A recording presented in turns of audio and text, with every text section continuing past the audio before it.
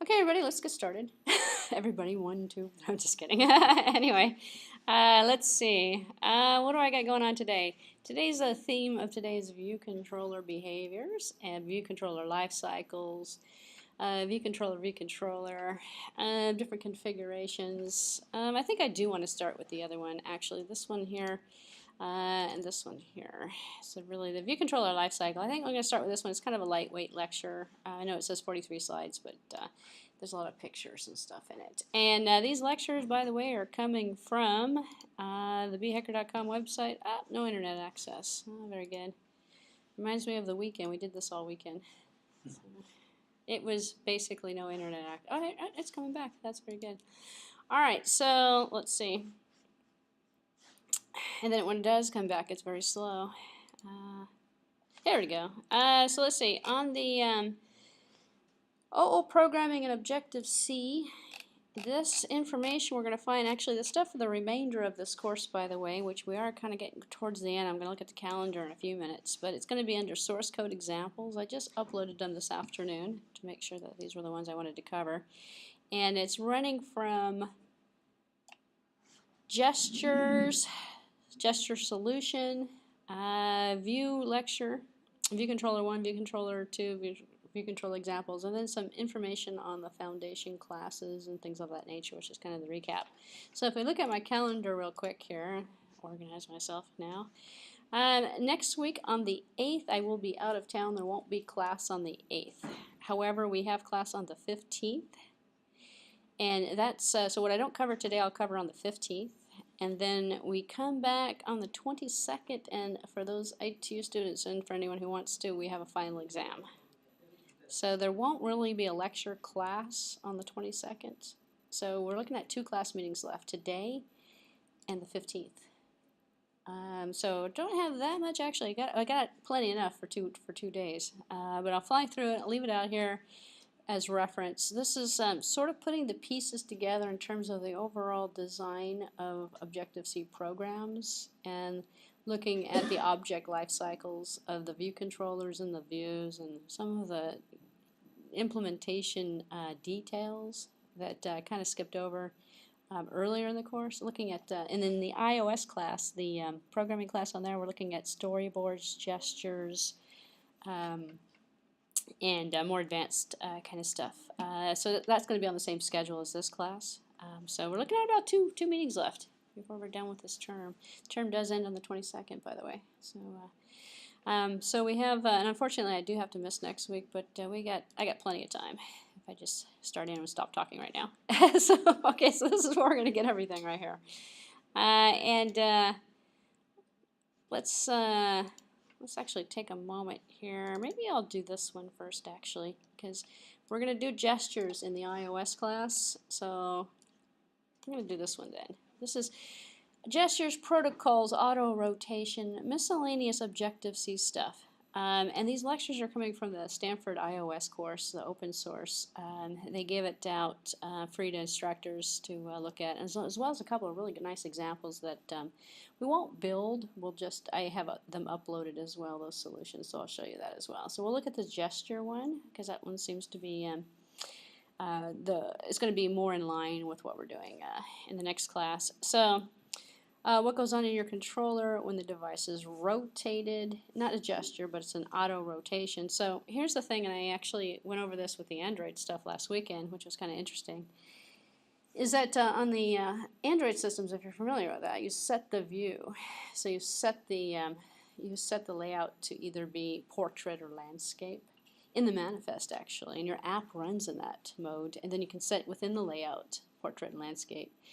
Different for iOS. For iOS, we've got the XIB file that we have one for, we can actually do one for landscape, one for portrait, or we can take the same portrait one, rotate it to a landscape mode, specify within the layout how we want to do it, and we use those using struts and springs, and I'm going to show you that in a few minutes. And we haven't really done very much of this with the projects that we've been working on.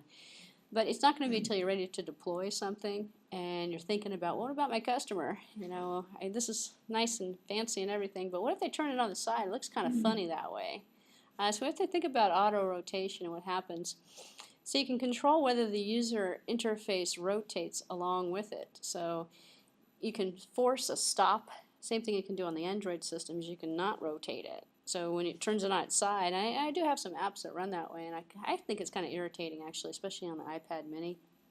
When you turn it and you want to see it in landscape, but it doesn't go there. It's the app that's preventing it from going there because you've set it on one. And if you look at the project, in fact, I'll just open up so I can show you what I'm talking about. If you look at the project setup, and we'll just open up a brand new project here. Let's see.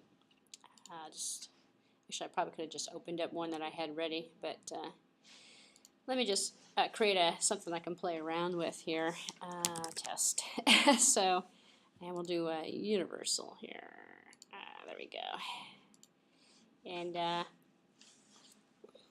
can't really test this on the emulator because we can't rotate the emulator, but I want to show you is the project properties that I haven't really spent too much time looking at. But if you come down into the project properties and you scroll down to the bottom here, you can see where you're going to stick in supported interface orientations, and they're all selected.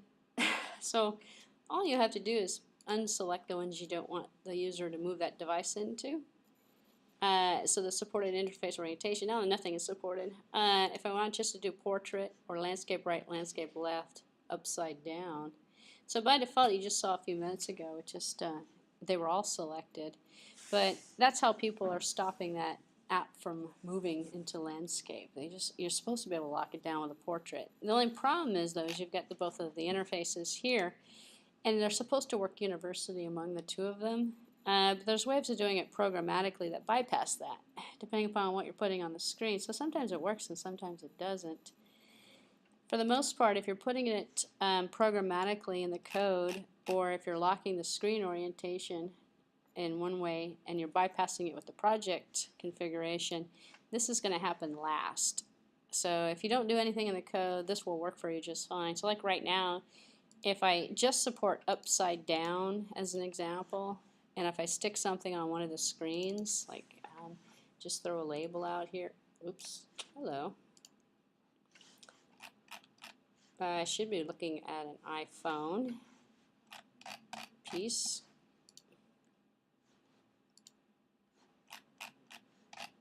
Where'd it go? Did I delete it?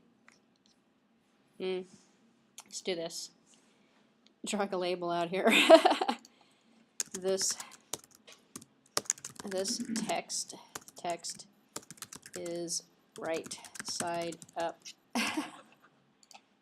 And I only support upside down, which means that that's the only one that's selected. Let me just make sure I've done that actually. Upside down is selected, the rest of them aren't selected.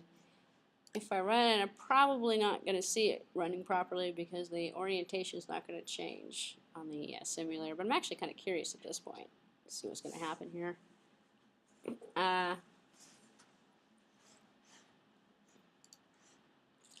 So only upside down mode is selected, so it's got to be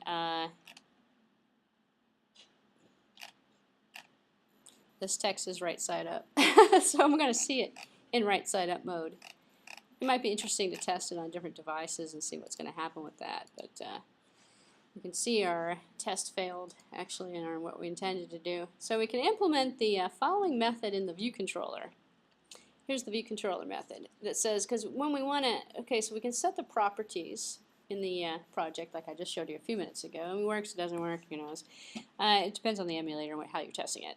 So to implement the following method, you can put this in here. We've seen this in a couple different projects, but we haven't actually done anything with it. You might be able to play around with this as well. You should auto-rotate to interface orientation and then interface orientation. So you return the orientation. Only supports portrait mode. In here we return user orientation is portrait orientation.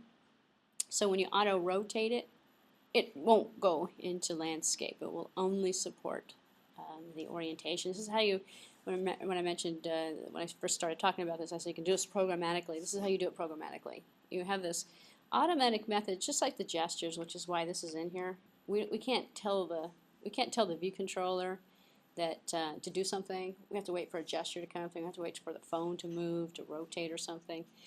Here we have return yes, supports all orientations. Or then we have also here anything but.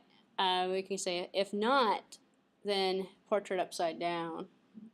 So we can put in the control to force the orientation to stay in a certain way, or we can allow it to rotate, depending upon what you want. So if you support an orientation, what will happen when you rotate it? Well, the frame of all of the subviews in your controller view will be readjusted for you. So you have to adjust it based on their struts and springs, excuse me.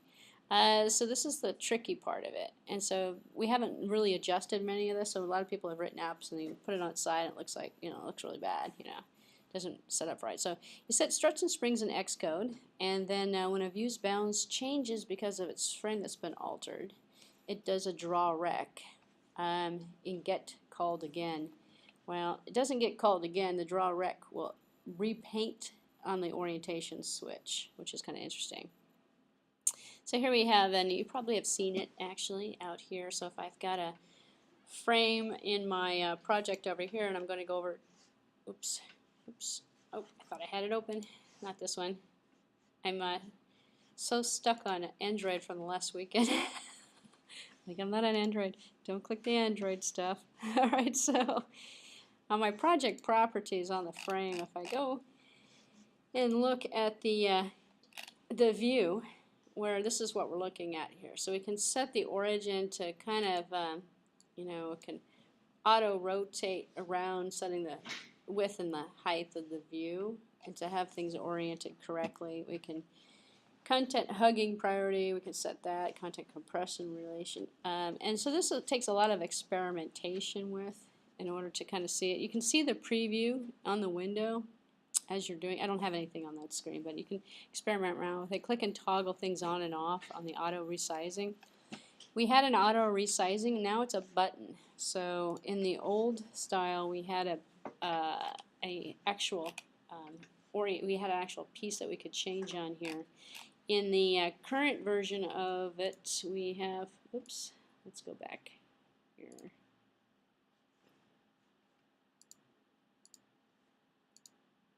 Oops. Okay. I saw the screen a second ago. Why is it going away? I'm like, it's like minimized? No. Alright, well, that screen on the top is the one I'm trying to flip to, but it's halfway in between. Maybe it's on the bottom of this. No. Maybe it's, I saw it go away there too. Somehow I think I accidentally deleted my my iPhone here, so let's see. Let me just actually recreate this project here. Let's just try something else here. I'm going to open up a happiness. I know this project works. So, and this is the first project actually for the gestures. So let's take a look here. If we rotate this, it does actually work. Say the main storyboard is set, and oops, there we go. Oops. Okay, I'll click on the view. There we go, I got it on here. So then we have this auto-resizing that happens with it, so we can orient it differently, adjust it, adjust the height. We did this actually with the view example where we made them 320 by 150 or something like that. We put multiple views on top of each other. Well, you can also adjust the orientation and arrange the view for auto-arrange, horizontal arrange, center horizontally in the container. So it will hopefully work with your components a little bit more, well, I don't know, programmatically to kind of create more of a desired effect in terms of what it is you're trying to work with. So you can set a view struts and springs and size inspector if you have the correct project type opened up. And then set of views here, so it grows and shrinks as the subviews bounds. Grows and shrinks because the struts are fixed to all of the sides of both of the strings that allow expansion.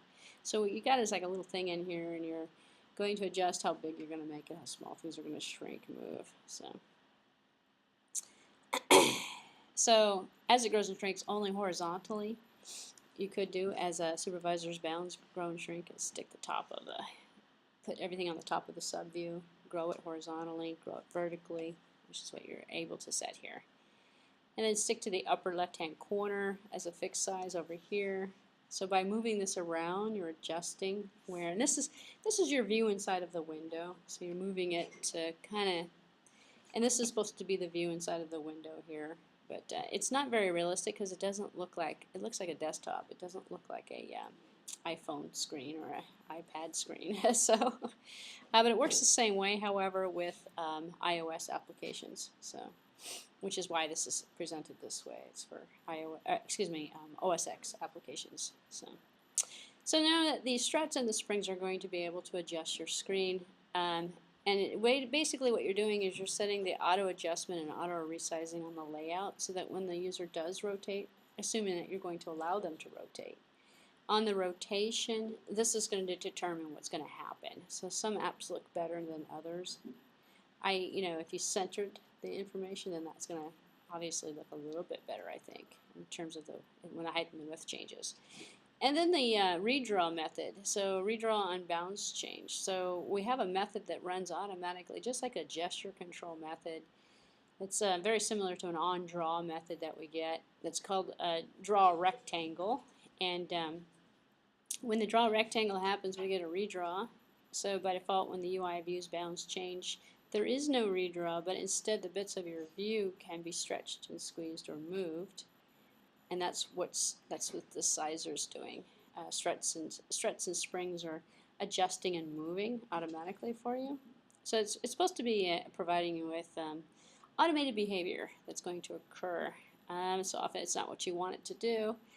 So luckily you can set the UI view property, so you can control this. So here's the Objective-C code that you would write to control this property. So you go UI view content mode, create an instance of a content mode object, and then set the UI view mode to left, right, top, right, bottom. But basically you're setting the struts and the springs programmatically instead on a redraw. So you're going to essentially force it to go a certain way, aspect, fill, and fit. Depending upon how you're going to scale it. So now you can probably see why some people just turn it off, don't allow it, because you don't want your app to look bad, so you just turn off the horizontal, and it doesn't go into horizontal. And then you have other people that make different views for different orientations, which is also another idea they could possibly do. So that's a lot of work, though. You're supposed to be able to use the features of the Xcode to sort of, and the project configuration to kind of make this. So you can control which bits get stretched as well, which you're going to stretch by using a C rectangle context stretch as well. So in initializing a UI view, you can override the init with frame as well, and you can initialize it so it goes bigger or smaller. So what we're going to see is this example that's called happiness that goes along with this lecture actually. It puts an image view out there, and then the image view we're going to gesture it, make it smaller, make it bigger. We're just expanding and compressing an image, but it's working off of a frame. So in the init with frame, we can adjust it so it shows up at a certain size, and then when a gesture on recognizing a particular pinch or something, we can then expand it or change the size once we get it. So you can override the init with frame. So super init with frame erect is the syntax for it, for the rectangle. We also want to set up some stuff in the awake from nib. So it goes back to the nib concept in terms of the interface, which is that XIB file. So it's not called with the UI view coming out of the storyboard, but the awake from nib is. So you see a lot of it implemented in a method called awake from nib, where you're going to do a self setup. What are you going to do? You're going to initialize the frame at a different size. So if you have everything inside of a frame and you're moving it horizontally, well then you just stretch the frame. And then if you stretch the frame, then you orient things inside of it, and then that auto orientation will put things in a relative position for the same alignment, theoretically. Again, you have to test it to sort of see what's going to happen with that. But this is just a kind of I don't know, showing you the code example in terms of how you would run it. You would run a self setup, return self from the init with frame, and you're going to init with frame a rectangle. So which is what you're going to define in terms of its size and shape. So we've seen protocols. We can also use protocols similar to interfaces. And here we have a protocol foo, then we have other comma ns object that's included in here. So implementers must implement other and ns object too. We have other in here and object. So know that you're separating them by commas. This is a little review of the protocol concept because protocols are used in the gesture example. And this is actually what we did. We ran some protocols. We've done this before. We had a hello method does something, and then we saw some optional and some required implementation. So in the definition of our protocol, just as a few notes to leave you with on the concept of protocols, not everything has to be required. If we mark things as optional, then we don't necessarily have to implement them. So we know we include a protocol just like we include an interface in a similar context, and it requires the program to implement the methods that belong to the protocol. Well, if we make it optional, we don't have to. So a lot of the view controls, a lot of the auto-resizing and gesture control are in the optional. So you may not necessarily want to implement it. You may not be using any gesture control in your application, or you may not want to have any auto-resizing going on. It gives you the option of implementing or not implementing it, which is kind of different than, let's say, the Android environment where you have to just stick it in there and it's just empty. Why stick it in there and have it empty? If you make it optional, then you don't have to stick it in there. So obviously you don't want to make the whole thing optional, because if you do that, then what ends up happening is why you use the protocol. And then you're not going to implement the protocol, well, what's the sense of even having it? So here the NS object protocol includes most of the methods implemented by NS object. So many protocols require whoever implements them to basically be an object. So there's actually a little bit of trick actually, because you're making it so that you have to be an object to implement it, which is kind of interesting because you have to implement object. So you have to go back to in a hierarchy. So by requiring NS object, the protocol is a sub-protocol using the syntax. So it's a sub-protocol.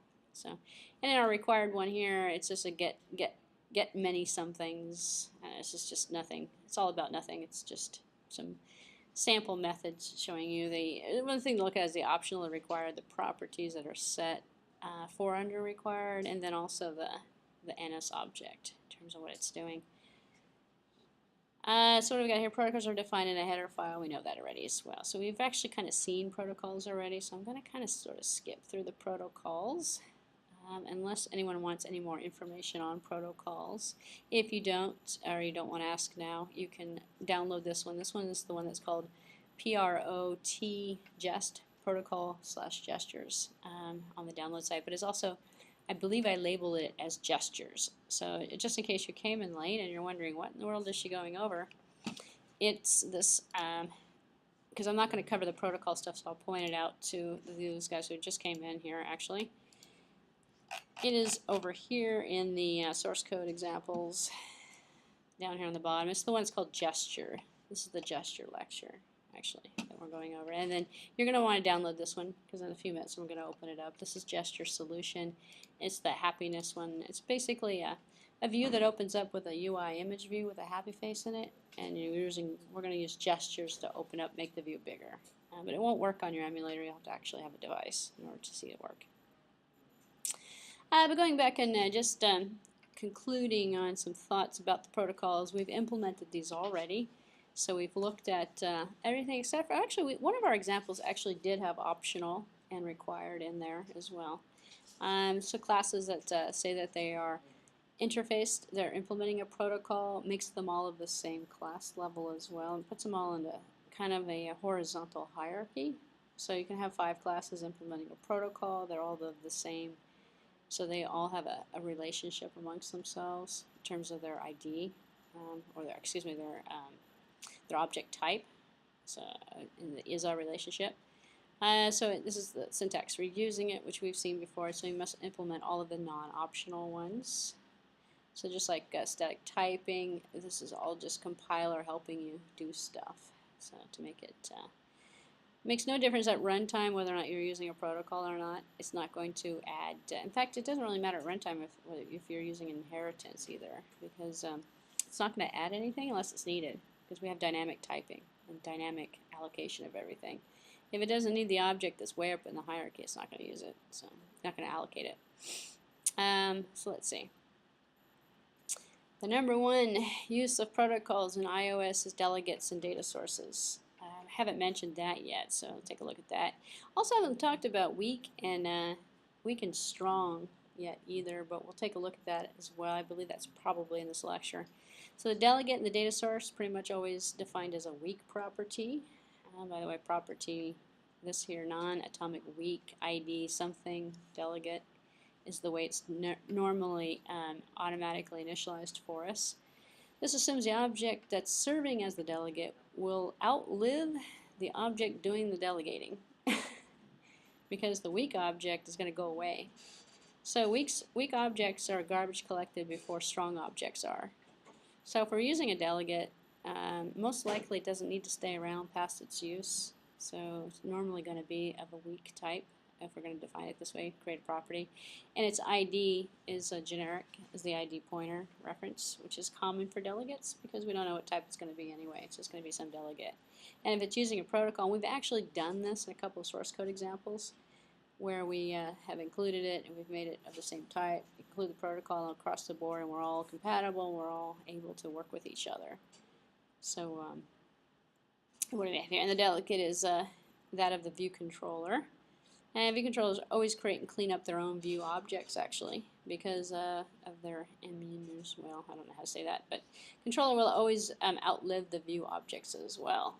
Views come and go as well. Views are usually weak. If you take a property of a view, it generally comes out as being weak, not strong, which kind of explains the auto behavior that occurs. So if, for example, I were to look at the code for this view, and this property here doesn't actually specify, which is another interesting thing about this example. There's no comma weak in here, whereby normally if I were to take the, well, this is the, excuse me, this is an integer. This isn't the view. Hold on one second. Oops. Now I'm going to play around with it. I'm going to come out as weak by default for if I take the face view. So we'll talk about this as an example in a few minutes. But the reason why the defaults are set that way is because the view controller is going to be strong. And so if the view controller calls the view, most likely the view controller is going to call another view possibly, or another view after that. Once the view goes out of another view is replaced with it, it's an easy collectible item. So if you haven't seen one yet, here's an example of protocol implementation. This is a UI scroll view delegate. This is the same one we saw in the scroll view example that we did actually several weeks ago, looking at self scroll view delegate self. Compiler doesn't complain actually about anything, especially if you use the ID as a generic data type, because it's not going to know anything. Alright, so the topic I really wanted to get to is the concept of UI gesture recognizer. We saw this in the iOS class, I believe, towards the end, or did we do the gesture yet? No? Okay, I think we were going to do it, and then everyone got tired and we left early last time. Alright, we're definitely doing it today then. So we're working with gestures, so this lecture actually was the one I really wanted to do today because it kind of falls in line with that. So we've seen how to draw, which is why we're kind of reviewing the UI view stuff. And how does it get touches? Well, we have sensors that are automatically, well, it's from an observer model. So going back into the observer concept, we don't actually have to implement an observer. The observer's already given there for us. It's a design pattern, just like model view controller. We have the observer that sits out there. The observer's going to pick up the gestures. So we have gesture objects we can add to the project or add to the view to say, hey, look, it's almost like doing an on-click listener or an on-selection listener or something of that nature. But we don't have to explicitly put the listener on it. We just put the gesture on it. And so we put the gesture on it, and the views get them automatically. Then when we touch it, we move it, which is what we are you sure we haven't done that example? Touch and move something? No? Touch and move? We did that on touch, but not the gestures, not the pin. So, okay, so just so we know the differences between gestures and touches. Touches are double taps, triple taps, touch, move. We have the touch, move. Remember the puzzles we did? We touched, move puzzles and tapped on pieces. Gestures are pinching. So the one we're going to look at today, the example that I'm going to show you with the happy face, you pinch it. So you use multiple fingers, or you stretch it, or you swipe. Those are all the gestures. There's about 15 of them or so. I only gave you like 3 of them a minute ago. There's all different kinds of gestures. The double swipe, swipe up, swipe down, swipe to the left, swipe to the right, swivel. There's all sorts of different types of things. And it actually kind of makes it difficult. Sometimes I have a problem with the swipe, because I'll swipe it and then it'll like select it. It'll recognize as a touch.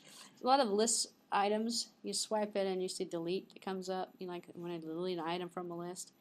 I'm terrible at that because it keeps picking. I touch on it, I tap on it instead of swiping it. I guess I don't know, but the user learns these things. Long story short, and then is supposed to use these in your app.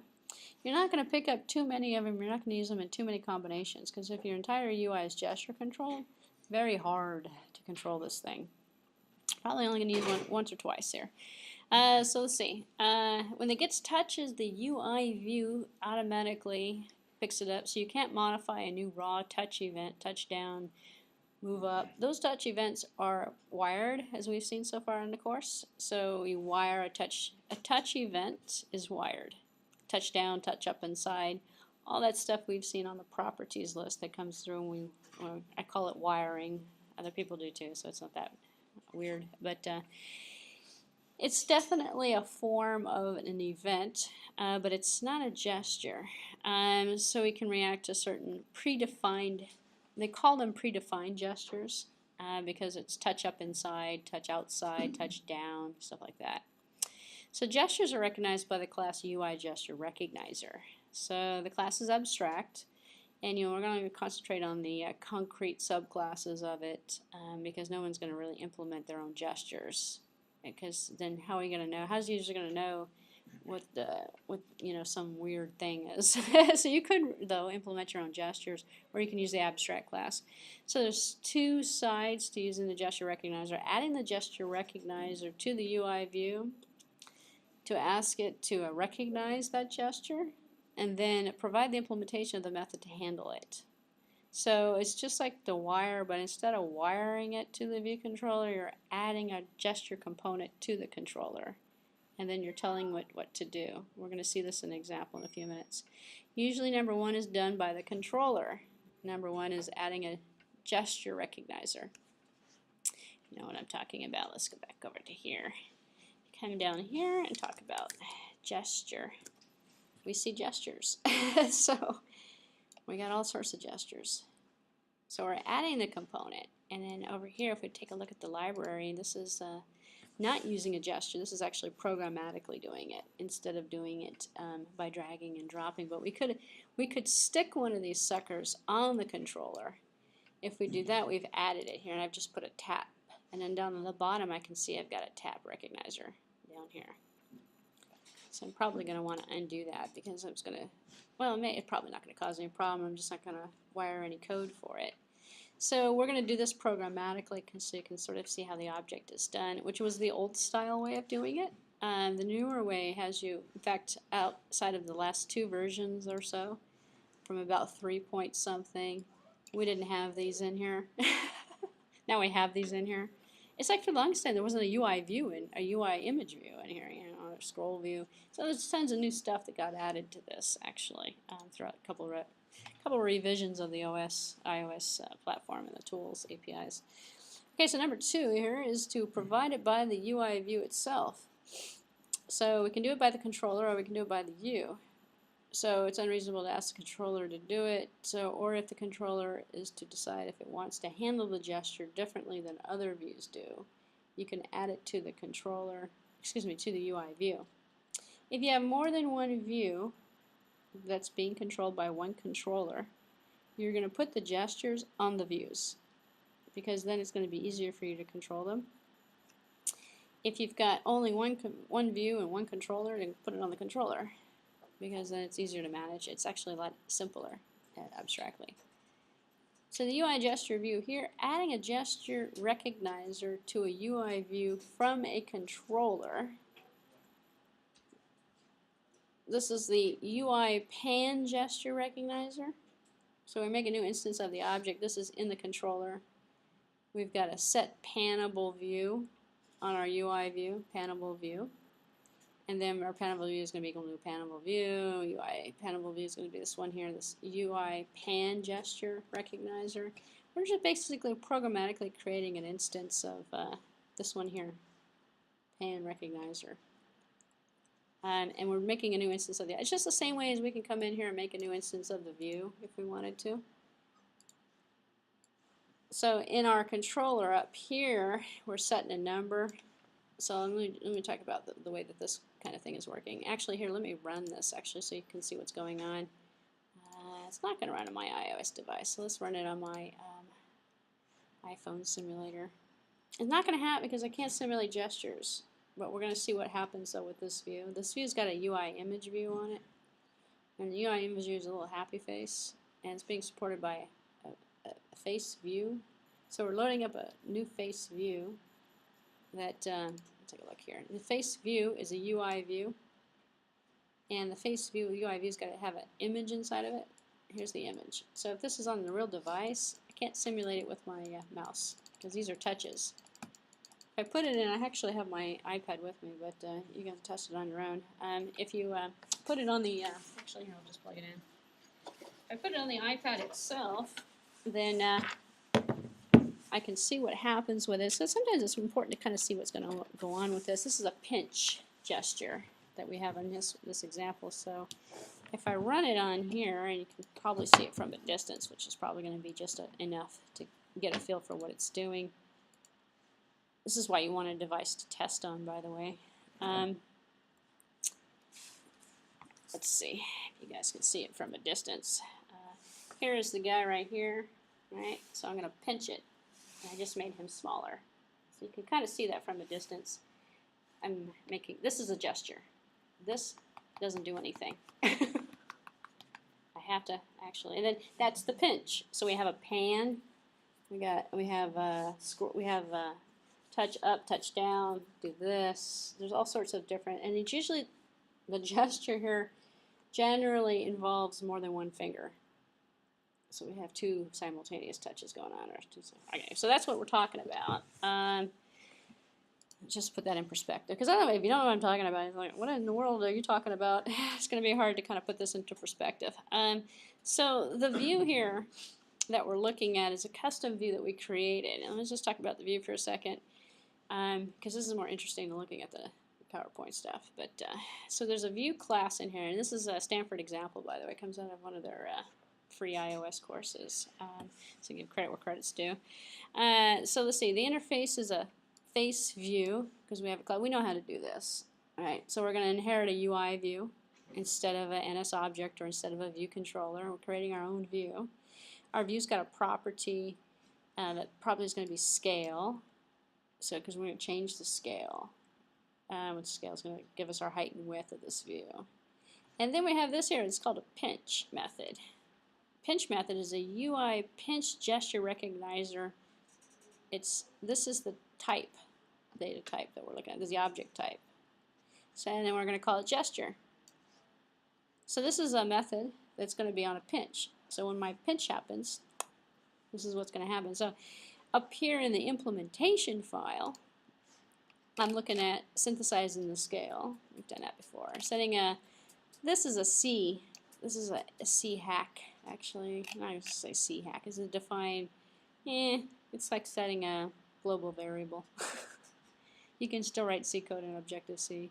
So we have the default scale is going to be 0.9. So it comes up with that default scale when I loaded it. And then we have the scale method that we're looking at here. And this is the scale method float property that we're going to define. We're going to have another method to implementation here for scale. So don't allow zero scale, otherwise it will go away. That's all this is really doing.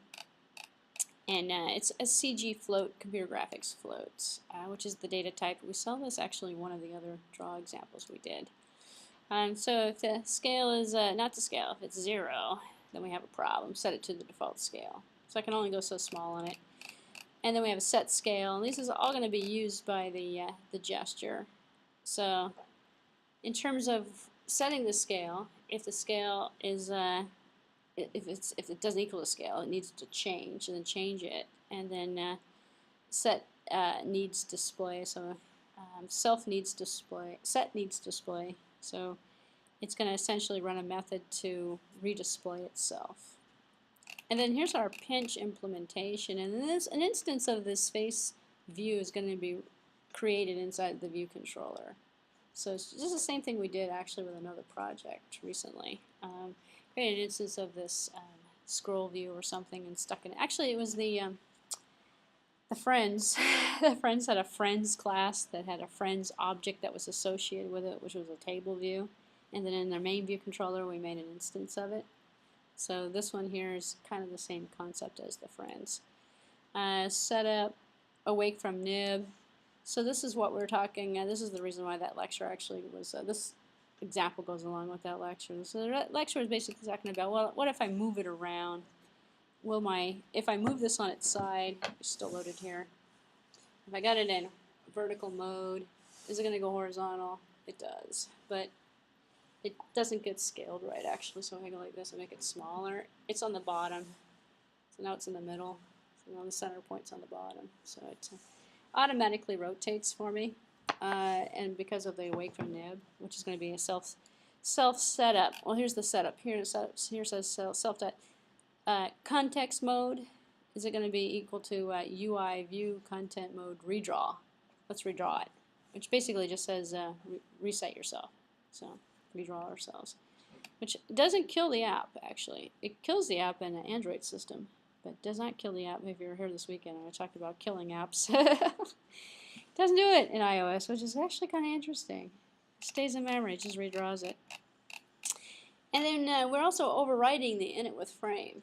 So that's what that was mentioned in that lecture as well. And we've actually kind of seen the concept already, but to refresh your memory, what we're just doing, if we have an init with frame on a UI view, this is what we've got here. We're implementing this. Oops, it's actually in here. This type is an extension of UI view. So UI view has an init with frame. It also has a couple of other inits in it, but this is the initializer that we're inheriting from UI view. So we're going to run the super UI view frame, and then we're going to initialize it. Well, we're going to run self setup. And self setup is this method we put up over here, setup. It's going to self draw us. So it just initializes the frame with a draw. And the draw is going to take our scale location if we change it. So, and then draw the circle at a point. So we're using a low-level drawing because we created the view. We did that. We did a drawing example. Was it this class or was it the Android class? We drew a purple. Yeah, it was this class. We drew like a purple circle with some. No, yeah, it was this class. We did this a purple circle with a button on it, and on top we had some text. Was that this class? Android. It was Android. It was the Android class. Well, that's not going to help you for this class.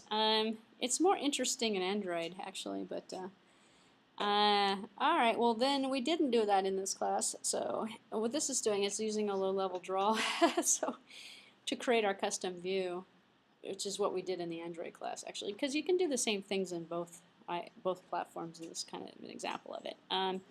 But anyway, don't worry about low-level drawing for this because it's something you're going to have to experiment with on how to use the graphic packages for that. But everything CG is from the drawing. Now I'm saying packages. It's from the drawing import. So CG point, the midpoint of the circle. We're going to draw a circle out there, and we're going to put the little half circle for the happy face. We're going to put the eyes on there. We drew it programmatically using the draw circle, draw rectangle. Doing it manually, essentially, because there is no widget in there that's a happy face. We're not taking an image and sticking it in there either. We just drew it. So our eyes radius, huh? There's no image being used in this. We're drawing that happy face programmatically. Oh yeah. Zoom in, zoom out sort of thing? You can do this whole thing so that you put a UI image view on there. My monkey does that. I have it, we're going to see that in the iOS. In the iOS class today, we're going to put a monkey out there and zoom in and zoom out on him. Make him bigger and smaller. And you'll see it's about half as much code, maybe a third. Because we're just going to slap a UI view out there, throw a gesture controller on it, and then watch the monkey get bigger and smaller. This is different because it's using the graphic packages, so it's just a little bit, we could have just as easily thrown it in. That's why I said don't worry about the graphic coding here, unless you really have an interest in this. For games and stuff, you know, it comes in handy for game programming, I should say. But most people would just toss a happy face image in there and make the image go bigger and smaller. Is there any particular resolution set in it? I'm sorry? Is there any particular resolution set in it? It's the default. We're not setting a resolution. We can't set a resolution. We can't, well, actually we can. We can programmatically set a resolution to lower it. But why would we want to? We're going to use the maximum, hopefully, of what the hardware can support. Oh, but we're not going to be able to run this on anything but an iPhone or an iPad, so we wouldn't have that problem. If we're working in the Android environment, oh yeah, we would set the resolution all over the place because we don't know what target platform we're working on. This makes a lot of assumptions because we already know we can't run this on anything else. So we already know what the resolution is going to support. And in fact, if you go up to project properties, it knows so much that you can put in different images for the app icons and also for the splash screens, depending upon what you got. Bigger images for the 4, for the 3.5, for the non-retina versus the retina. So it's a different style of programming because you definitely can make some good assumptions.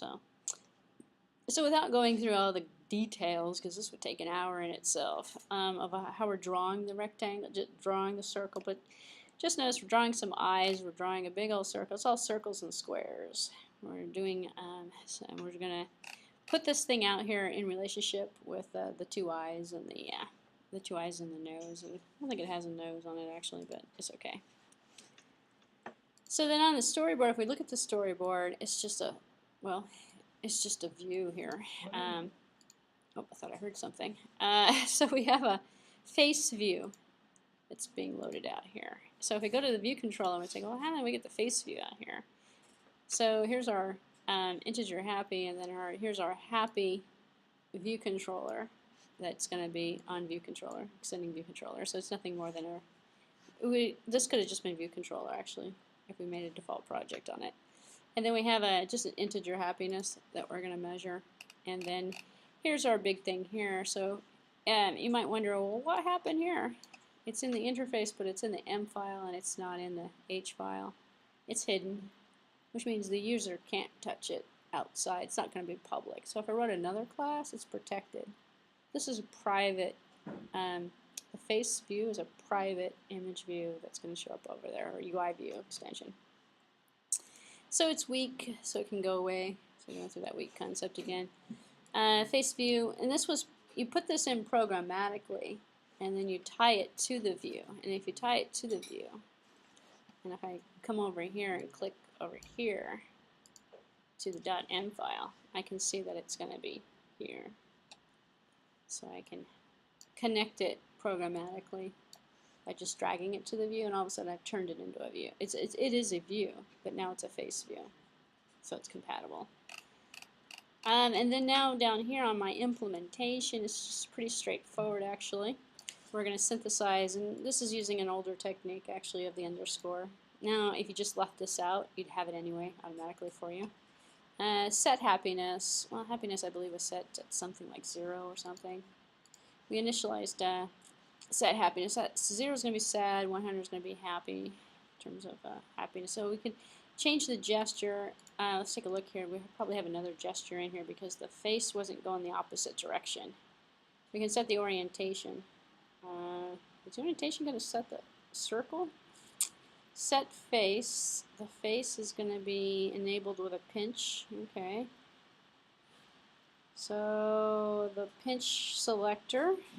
So we got the pinch selector behavior. So the wording is a bit, it's adjusting the size, and it's not adjusting, it's not changing, but I believe there's an extension on this example that turns it upside down. Actually, it's in the next one. Actually, this is a two-part. The next one shows you the face going upside down, which is the set happiness to unhappy, happy versus unhappy. You just take the half arc circle and you turn it upside down. We'll see that in the next example. Actually, I don't believe it is implemented in this one because the gesture controls aren't in here as far as I see. But we can set it programmatically to flip it. But set happiness here is going to be setting the display. Anytime the model changes, you have to redraw it. And then set the face view, put the face view out there, and add the gesture recognizer. So you're adding the gesture recognizer UI pinch view into the target. We can add another one to it if we wanted to get another activity to make it bigger or smaller. But we're adjusting the size with the pinch view. And then it should auto-rotate to interface orientation. We're making that to yes, so returns yes, so it supports all the rotations. If we take this out, I believe by default, it, well actually let's try it. I'll put in here no. And see if I can get it so it doesn't rotate. Which I believe it will rotate, but we'll just see. So we saw it rotating a few minutes ago. I'm loading it back up again. I've set the orientation to no, and it's rotating for me. But what was, a good thing to note, however, the orientation was programmatically set. So when it does rotate, if you remember, see this one was in the middle, right? And then when I rotated it, it rotates in the middle. If I make the set it to support all, but don't have it, let me stop it now. It shows up in the middle. I'm going to leave the size at the same size as it was, but it's not adjusted correctly. Oh, it is adjusted correctly, all right. Maybe because I stretched it. No, all right, we're not going to behave well. Maybe it didn't stop. Let's see. That should have changed it. Yeah, it didn't affect it though.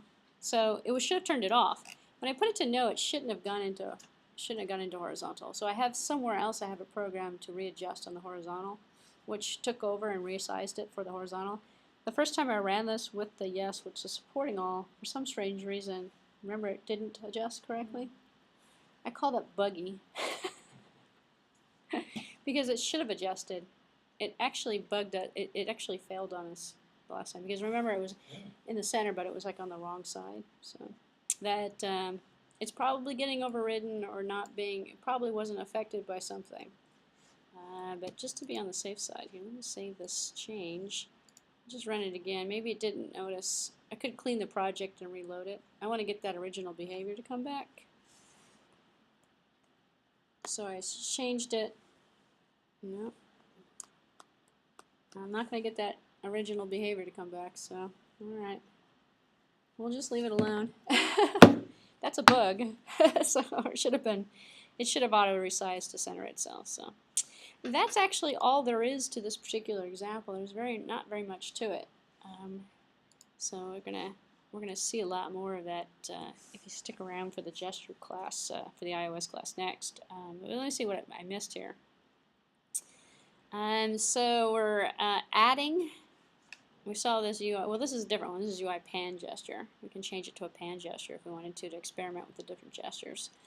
We added a gesture recognizer to the UI view from the controller. So we set the panel view. We can do it this way. So this is basically showing us our other options. Set a panel view, and then we're going to have in it with target panel view. So the action is going to be selecting on a pan. So if you specify it on the view itself as a target to handle the pan, when it's recognized, it'll do it automatically for you on the controller side. The UI view does not have to handle the gesture. It's the controller that's going to handle it. So the controller handles everything if you put it on the controller. If you put it on the UI view, then the UI view handles it. So adding a gesture to recognizer to the UI view from a controller. So we can set basically the same method before. The selector is going to be pan on this one here. So the action method that we're going to send the target is going to be a panable view. So during the handling of the recognizer gesture, it will pull that method to handle the view activity that's going on. what you're not going to do, you're going to probably learn more from it from experimenting. So what you can do is download this example here actually, and the example is the happiness example. Oops. I had it open. Did I shut it? I guess I shut it. And I would go in and actually look at the, it's going to be in the view, face view. Well, let's take a look here. Where we've got the pinch from the UI gesture recognizer state change. And it's going to take the scale and change the scale to equal to gesture.scale, adjust the scale.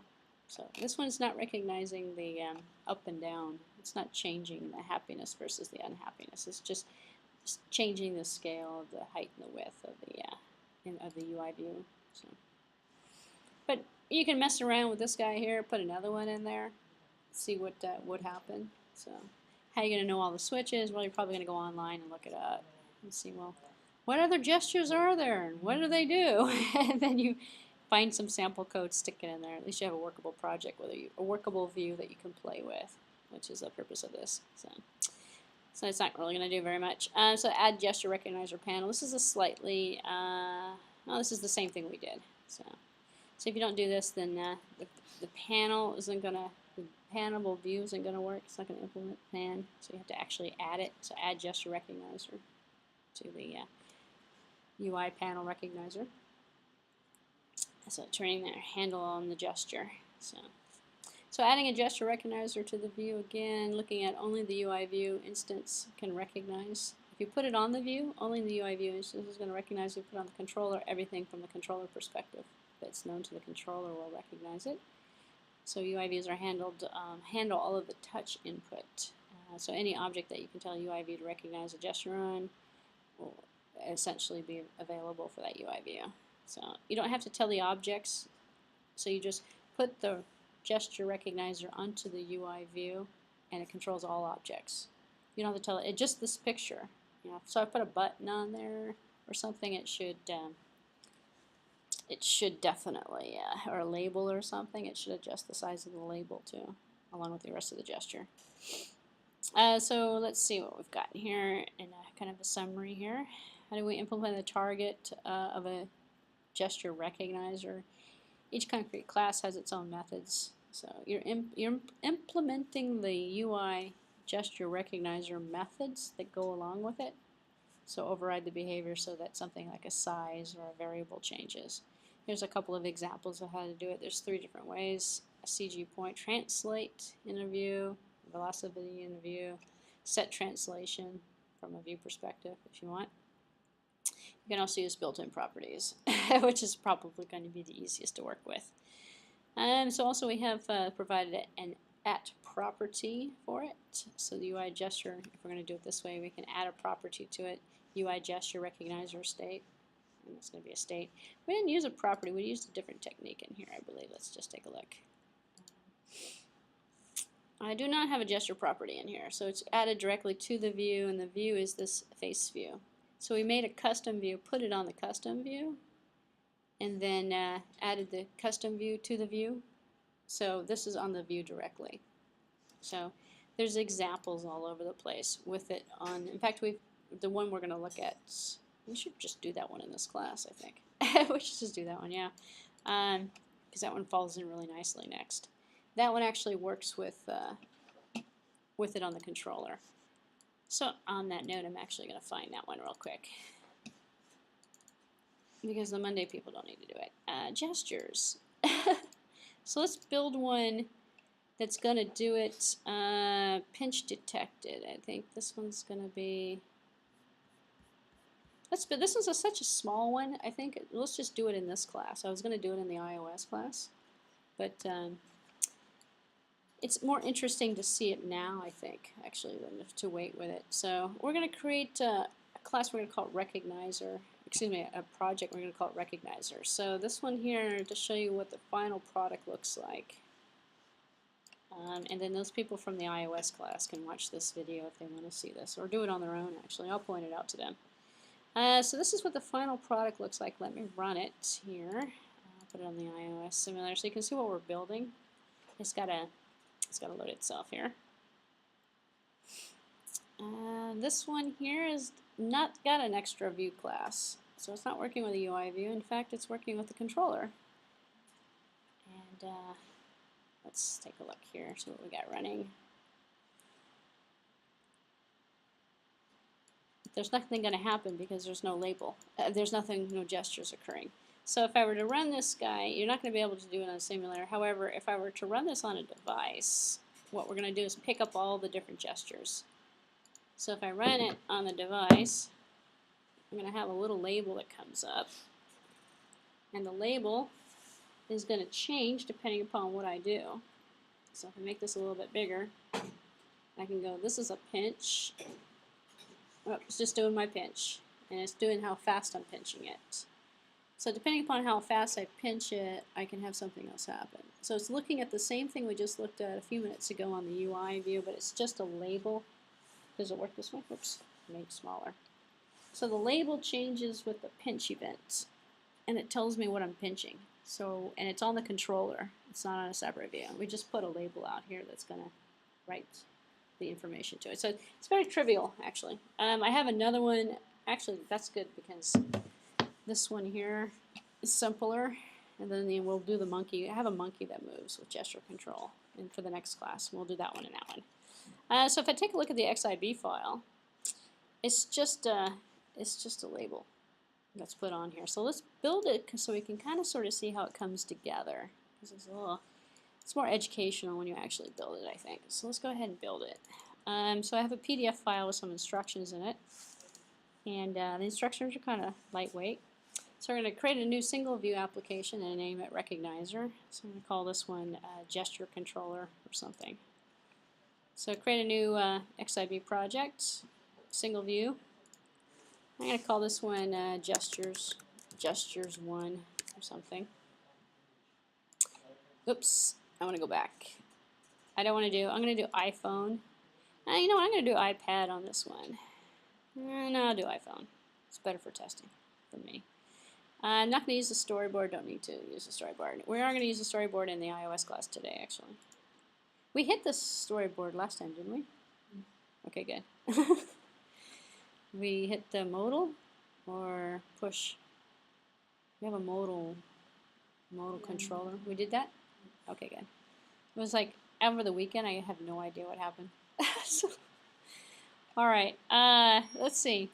Open up the XIB file, add a label to it, change the background. The only component we're going to have presented is going to be this label. So presented on the UI view. So we're going to have a UI view that's going to detect things. And we could actually take our face and put it on here if we wanted to as well, but we're just going to use it with a generic UI view.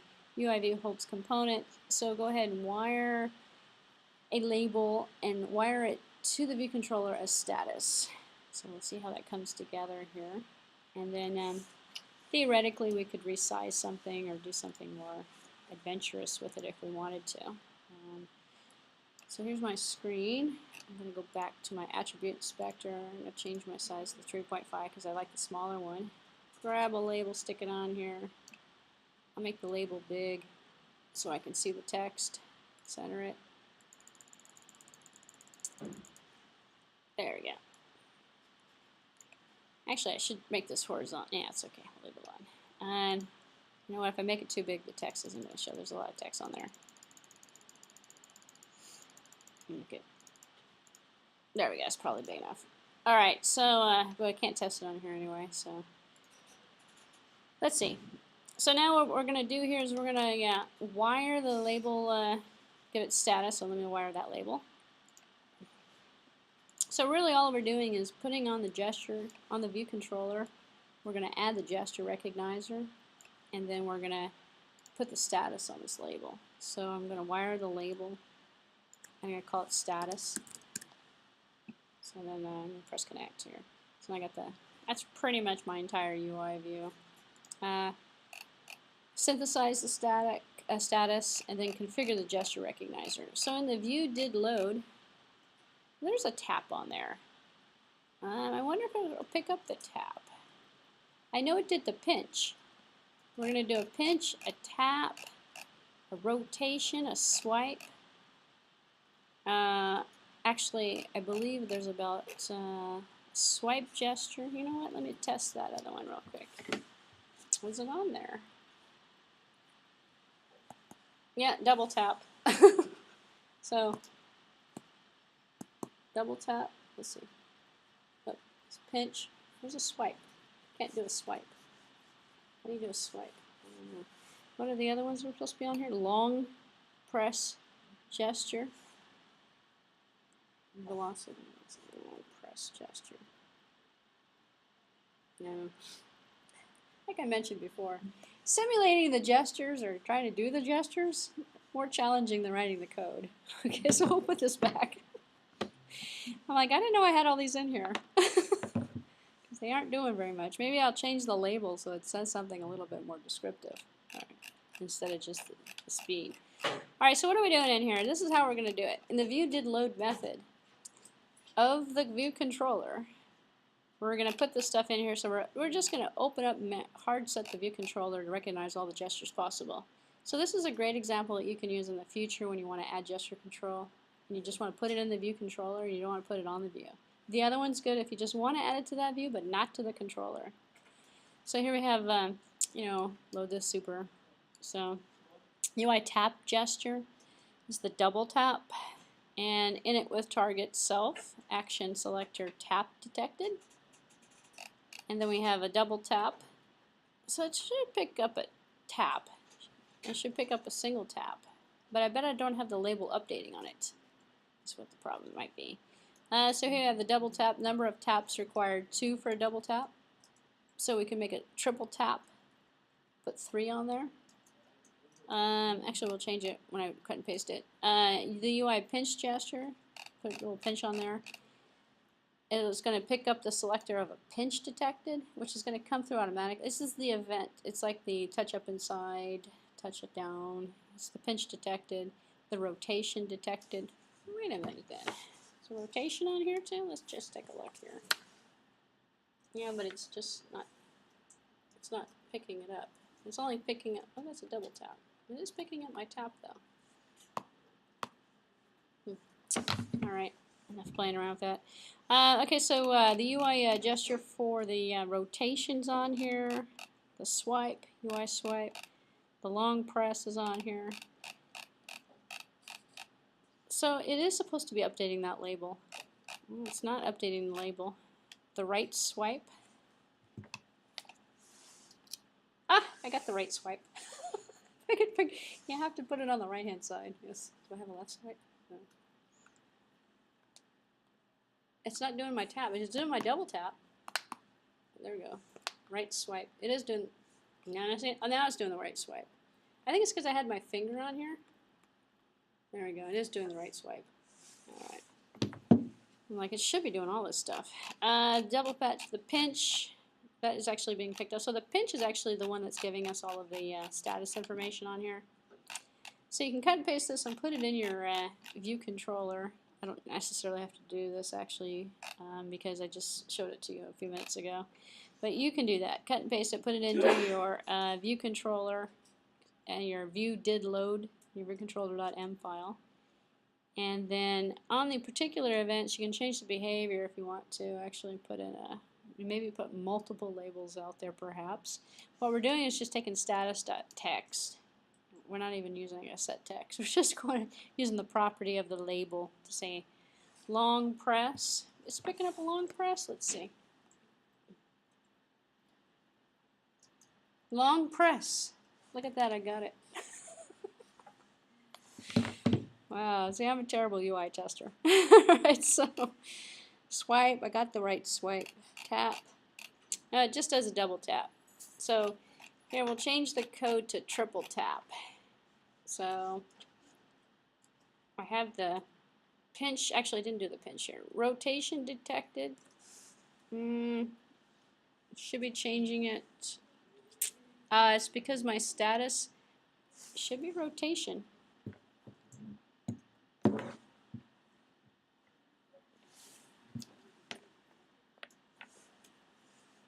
It's not picking up rotation. No rotation. Do you have orientation? That's it? Probably fixed. No, it's moving. It's definitely moving. It's definitely rotating. No. There's other things you can pick up. Shakes. There's gestures for shakes and stuff too. For dropping it. For everything. And that's picking up hardware stuff, but that's a different sensor. It's a sensor you're picking up. So no, not picking up my rotation. It's okay. It's basically just putting out the rotation and the velocity, how fast I'm rotating it, but it's not putting it out there. But on the pinch detected, it should be picking up the velocity of the pinch, how fast the pinch is. But my label is scrolling off, so I can't see it, actually. And on my rotation, my label's not expanding, so I know my orientation isn't set because my label's not filling up as big as it could on a horizontal node. So cut and paste this and stick it in the ViewController .m file for the adding the methods, and then adding this part here to the view did load. I'm not going to do it because I am usually having cut and paste errors and I already have it done. Add the methods here to the bottom underneath the view did load method, and fire it up. Final step is to build and run the program. So in order to fully test it and rotation recognition, it's necessary to run the app on a physical device. So you want to run it on the physical device. If I take a look at the finished product, actually, let me go back to that one, because that one has everything cut and pasted into it.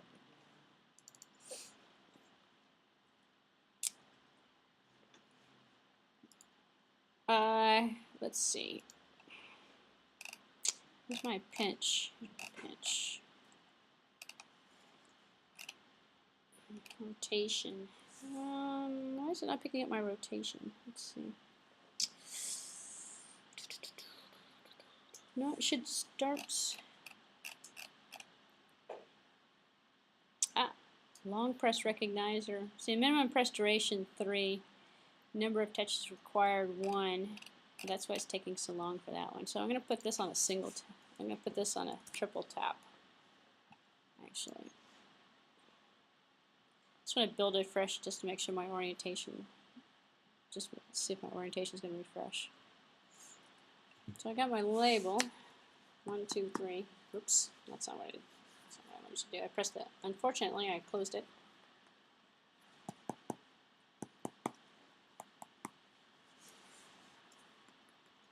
See, it picks it up. It doesn't do it. I had the orientation locked. Well, let's just do another one. Well, now it's working. See here, though, in the horizontal, doesn't work.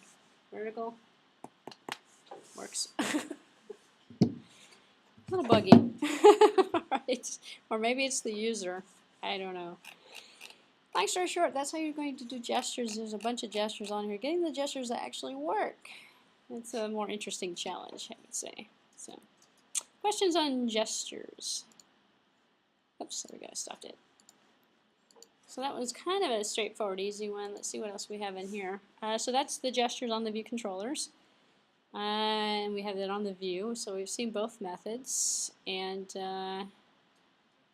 in terms of recognizing the state, we can actually do things for different things, for state change, state ended. It's kind of like the touches begin, touches ended, touches moved kind of thing.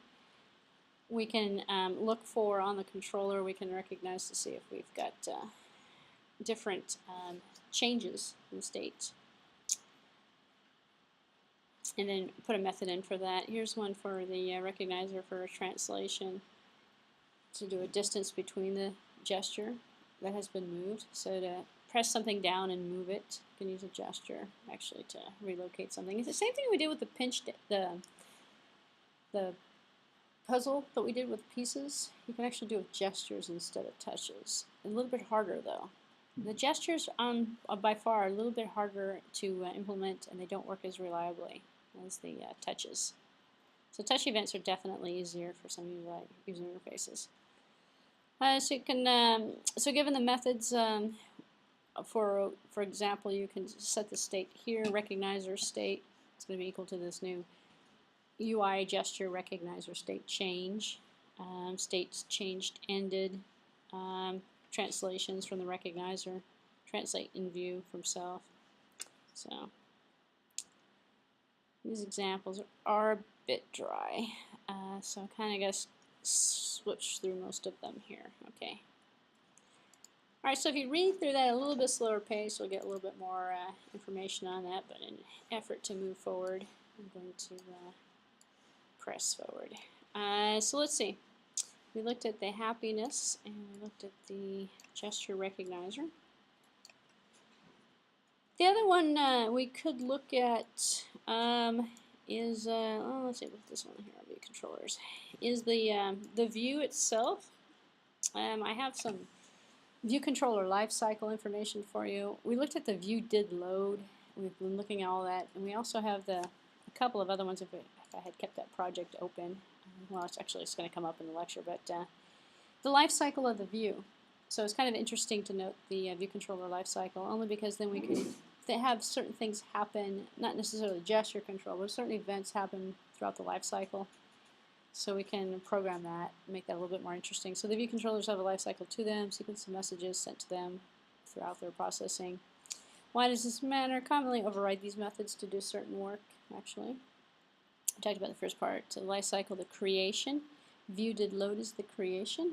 So this is done mostly by the Cgwin or the storyboards instantiation. Instantiate the view controller with identifier. So when we make the instance of it, we've created it. We usually create it by the delegate. So we can override the view controller's designation initially. And this started in iOS 5. So only current projects can you initialize it differently. You can initialize it with different UIs. So you can awake from nib in the option. So you can initialize it with a different nib, change the nib. So after initialization and the outlet setting, view did load is called. This is the one we keep adding stuff to. But there's more to it than just the view did load. So the view did load, we also have the view will appear. So, and then we have the view did appear. So we have all of the different kind of life cycle of the object. So view did load is the exceptionally good place to put a lot of the startup code, and this is why we've been using it. So we have to be careful because of the geometry of the view, its bounds. It's not yet set. So we're doing this by default, but it's a little premature because the view actually hasn't been loaded yet. Although the view did load, which means the controller got found, and the controller is attempting to load the view. The view's not ready there, so it hasn't appeared yet.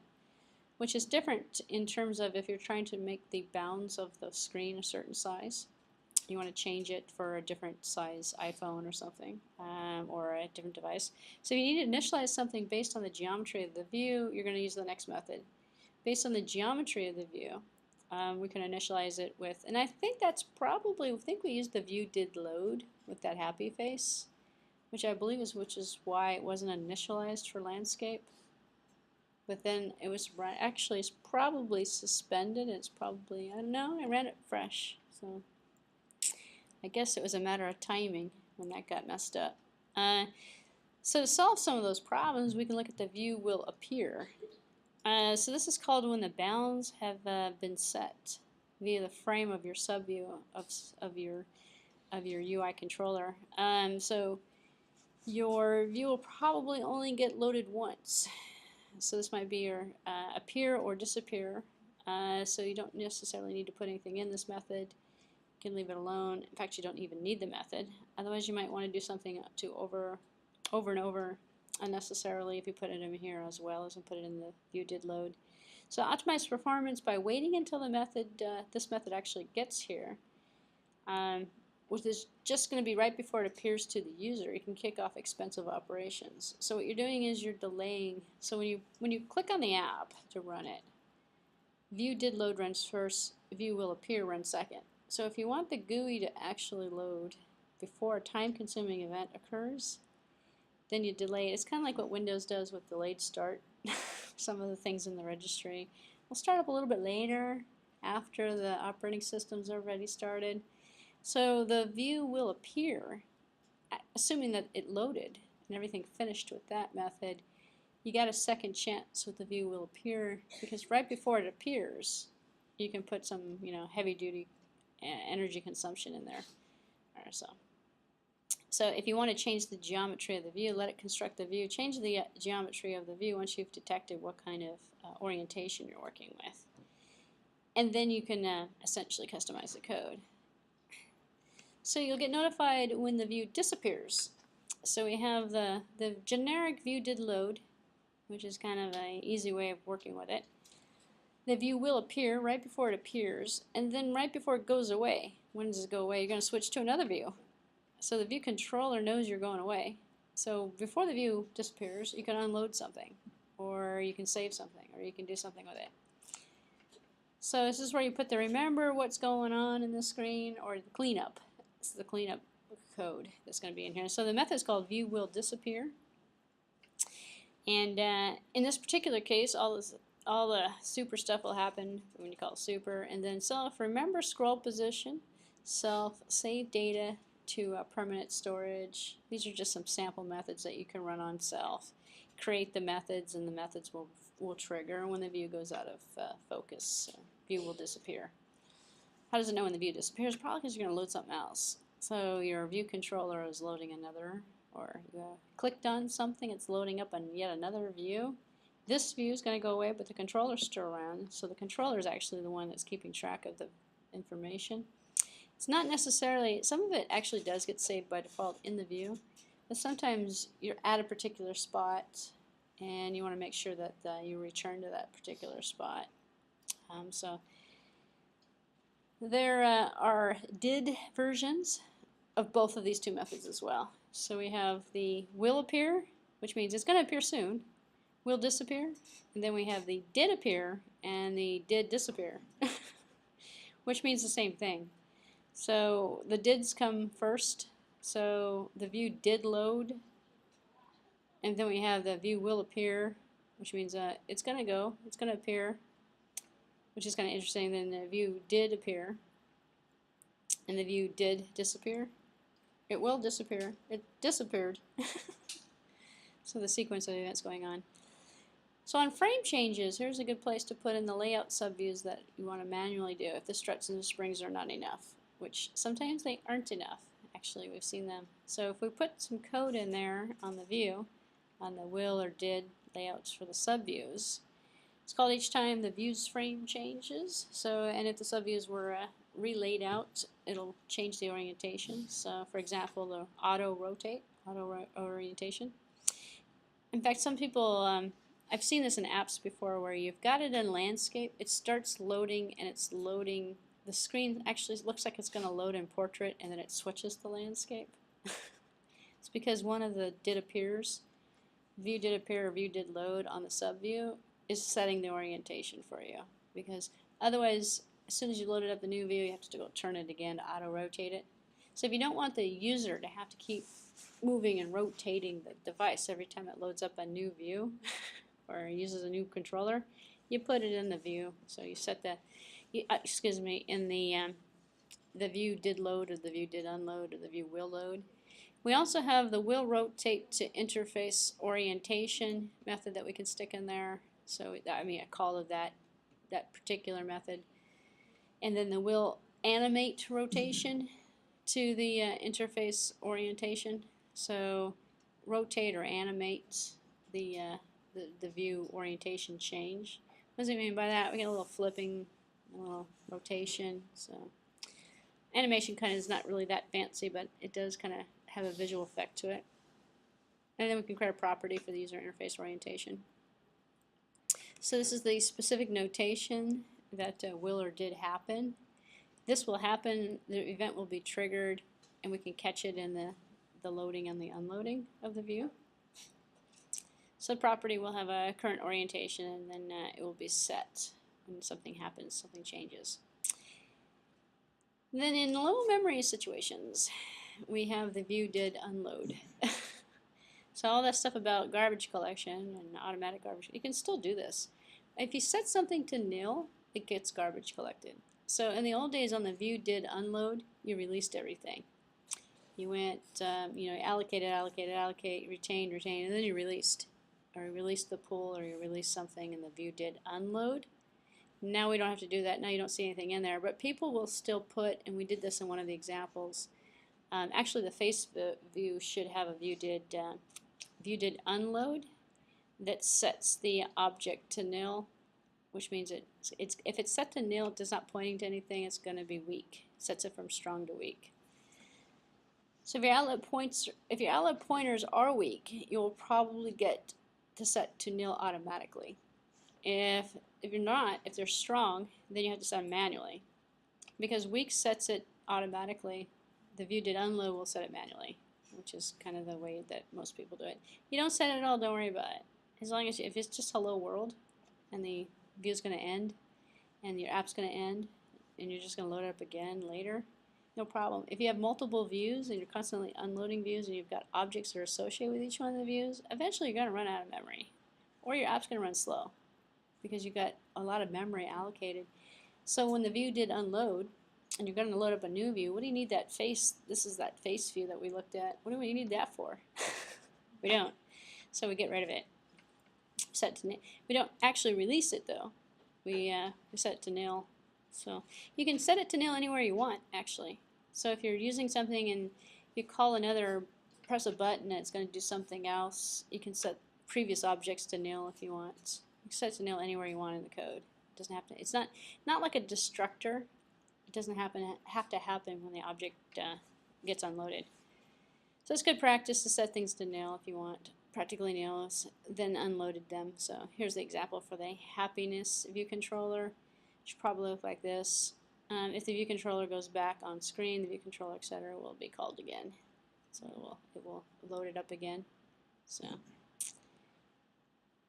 view controller initialization. This happens when we're creating the UI view controller from the XIB file. So in the older versions, in the old iOS 4 way, not covered in this class or in this lecture either, you can create an XIB file the same way as you created the UI view controller subclass. You allocated your init to create one. Now it's automatically designated. So designate an initializer only if you need to override it through an init, otherwise. So we have init with nib, name, and then with a string name, and then we init with a bundle that we're going to use for it. So in the code itself, no XIB file, no storyboard file, we can also initialize. A view for this. So override the method load view, set it to self.view, and then add something to it. It's neither or the starter. It's either or. So it's going to be either use the XIBs, use the storyboard, or set programmatically.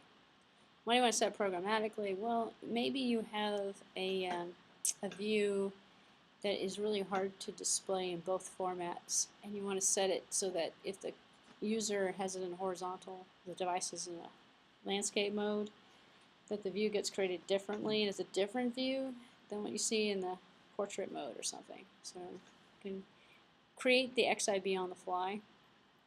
You can actually, we've created everything but the XIB so far on the fly. So you don't implement the load view if you use the storyboard of the XIB to create the view controller. So do not set the self view anywhere else besides the load view. And don't implement a load view without setting a self view. So it must be set in the load view. A little tricky, harder way of doing it. Not much utility to it unless you're going to use it for something. So view controller initialization, avoid the wake from nib. It's the old way of doing something actually. Don't really talk about nibs anymore either, but that's like 4.0 and below. So acceptable place to initialize the stuff is in the UI view controller from the storyboard or the XIB. So try to put stuff in the view did load, view will appear, or in the sequence preparation code. So little words, a few on the UI views frame. So who's responsible for setting up the UI view frame? The answer is the object that puts the UI view into the view hierarchy. What object is that going to be? Well, in the interface builder, you set all the views frames graphically. So we can change the view frame actually. So you do this by dragging the little hands over. Actually, you can set the UI view and by just dragging and dropping it and setting it. So what if you want to set the frame passes to the init with frame? You can also set it with the init with frame method. So if you don't set it with the init with frame, you can set it graphically yourself using the GUI tools, or you can programmatically set it. We actually programmatically set it. No, we didn't. We did it graphically with the those subviews that we put. We put the 4 views on top of each other, or 3 views on top of each other, and we set them using the view dimensions of the frame. And we can actually adjust the frame size that those views are sitting inside of as well. So let's see. So if we do it programmatically, we're working with a hierarchy. So if you're putting in a view hierarchy right away, you're going to pick the appropriate frame, hopefully, and if not, you're going to decide later on.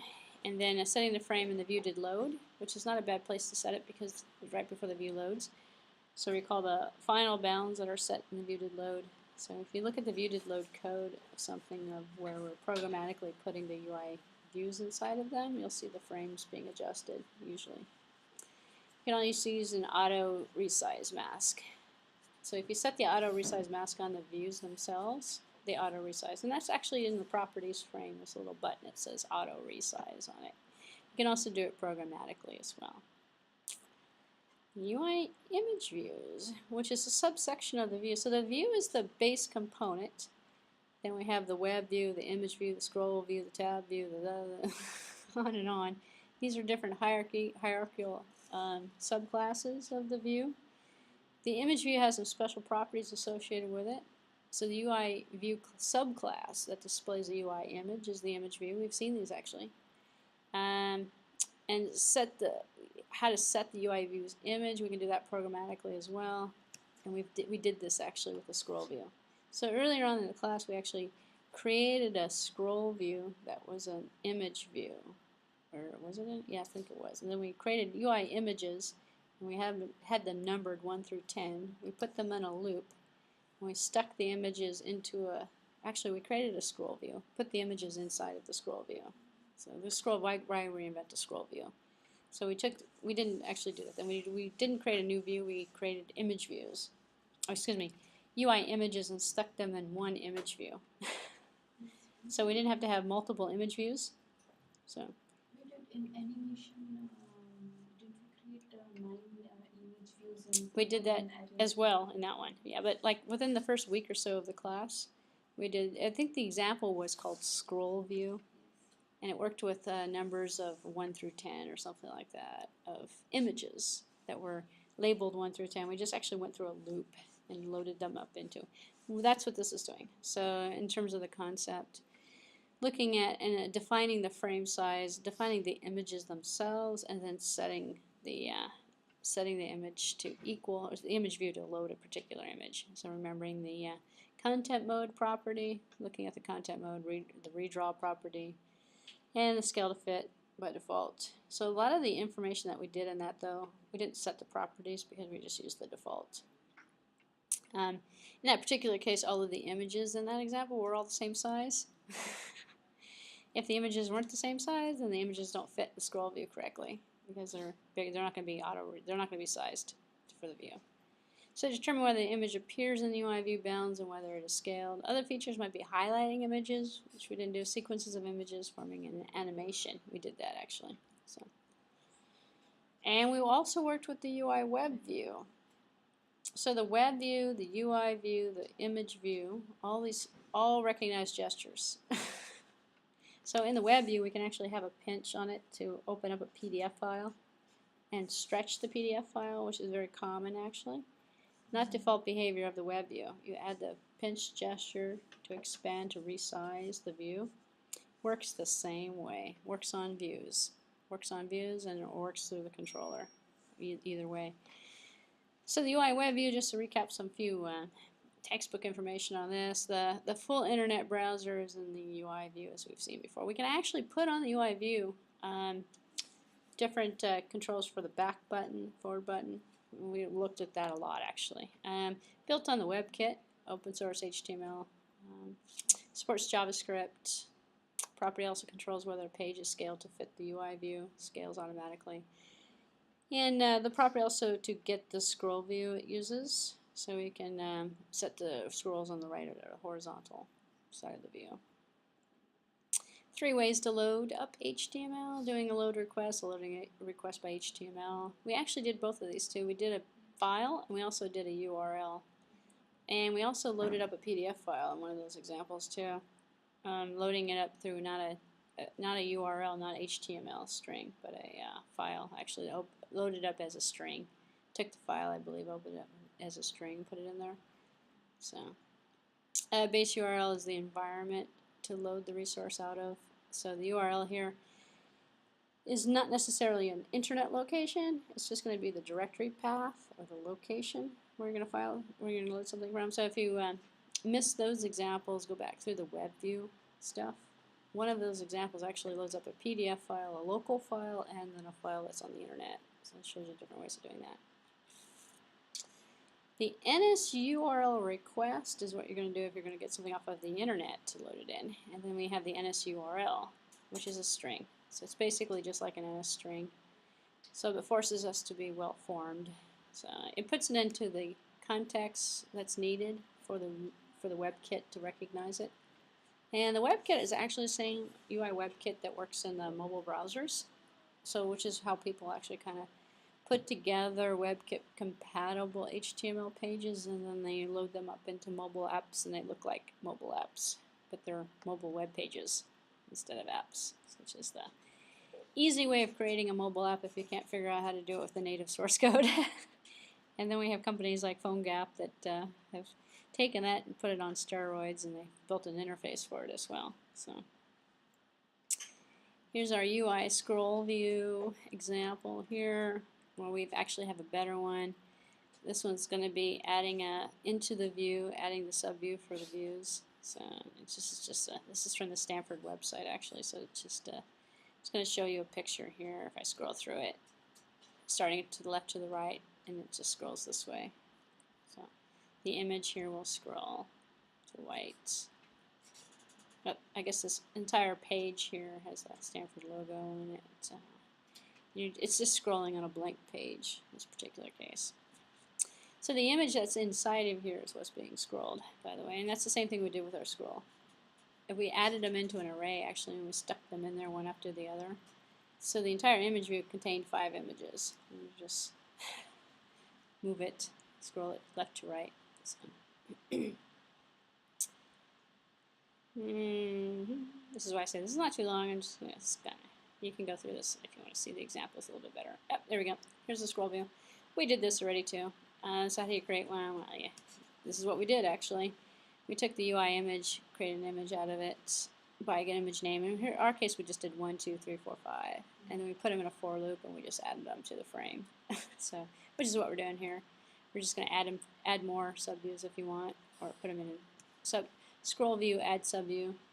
IV is going to be allocating UI image alloc with this image. We just did this in a loop 10 times. We stuck them in the view, and then we scrolled through it. So, and then the content size, we actually didn't set the context size of that. Or maybe we did. Actually, I think we probably did. Basically setting the height and width of the view. I believe we actually did. So, if you have images that are all the same size, you can let the images auto control the size of the view, but then you're going to have scroll bars left and right if you don't set the size of the view. So the scroll view scrolling programmatically. You can set the scroll rectangle to visible. You can have it zoom in, zoom out with different levels of detail. Get rid of the scroll bars if you want, if you don't want the scroll bars. That's also another way of doing it. So here's your zooming, setting the maximum zoom.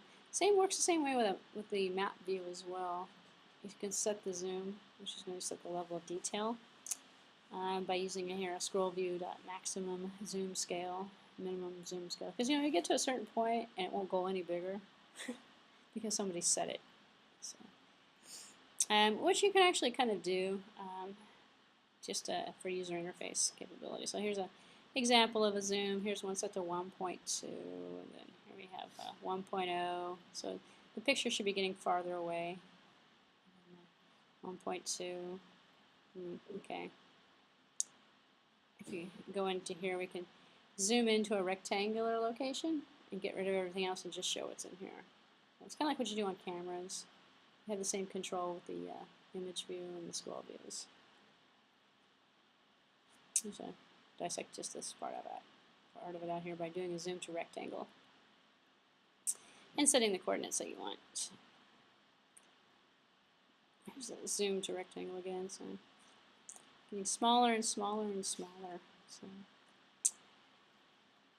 So in the UI scroll view, we've got lots and lots of delegate methods to scroll. So an example here would be the scroll view did end zooming, scroll view did start zooming.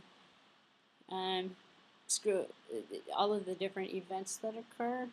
So the delegates are going to keep track of all of the different activities or events in terms of the resizing, scaling, and any type of frame alteration or frame gesture. What happened with that? So we got that one out of the way. We have 5 o'clock. Did we start this one here? We did not start this one here. We have choices. We can end for today. We're in actually a good position actually for this class, because for this class, what I want to do next time, let me just look at the schedule here real quick. For those of you who came in late, so we don't have class next week on the 8th. No class on the 8th, but we do have class on the 15th. So what I want to do on the 15th is I got plenty of time actually. I'm going to finish up a little bit more on the view controllers, and then I got this guy here. He's a review lecture. Goes through everything from the first day all the way to the last, all the way to today or next week. So we're going to have our exam on the 22nd. We will have it on the 22nd, so we won't actually have a lecture on the 22nd. Instead, you'll come in and take, for the entire time period, you'll take an exam on the 22nd. Because I won't be here on the 8th, our last day will be the 15th, which is probably, if you're going to take that exam, which most of you will, I hope, so it's a requirement, and if you want to get a good grade in the course, then what you're going to want to do is make sure you're here on the 15th, because we're going to go through. I will be here on the 22nd, but you're going to be taking an exam that day. So you definitely want to be here on the 22nd if you're going to take the exam. If you want to pass and do well on it, or if you just want a whirlwind tour, because you know you're already going to do better, what I'm going to do is hit these guys along with the whirlwind tour. There's a lot of overlap, so I don't actually have to hit it 2 times. There's only 2 more examples for this class actually. So we're down to the slim pickings of what's ended in terms of the content for this first course. So we're in good timing actually, which is great. Way ahead of schedule. So I could end right now actually this week, and then pick it up next time. So next time there's no class on the 8th, but the next time we meet is on the 15th. You're going to start with day 1 and go through 15 weeks or 14 weeks or so, and cover everything from the beginning of Objective-C, focusing on the Objective-C parts, and then hitting these examples at the end if we get there. But these actually overlap with the iOS class as well. So they're not necessarily Objective-C. So the review is going to focus entirely on Objective-C programming, because your multiple choice exam is going to be entirely on Objective-C programming. So how to run a method on an object, how to send parameters, how to create a method, how to create an instance of an object, how to use an object in terms of with components. It's going to cover a little bit about the GUI components, surface level, not too much. Concept of model view controller might be on there. Concept of what's a delegate kind of thing. What's a view controller? What are these views? Because you get them in OS X or in X, and it's all Objective-C programming stuff that you'll work with, but mostly on the syntax. I have half of it written already, actually. You'd think, I think the questions are fairly straightforward as well. I would think there wouldn't be very much to test on, but there's a lot, actually. When I think about it, all the little subparts, there's a lot of little things, you know. You don't have to memorize classes. You want to know what a protocol is. You want to know what if you're going to start your studying early, because you do have a week off. You can use this week actually to catch up on all of the assignments that are due on the 22nd. Can't accept anything past the 22nd. But so this is a good time for you to ramp up and finish up. But long story short, if you can do all the assignments and if you've done all the assignments, some of the questions will be based on the assignments as well.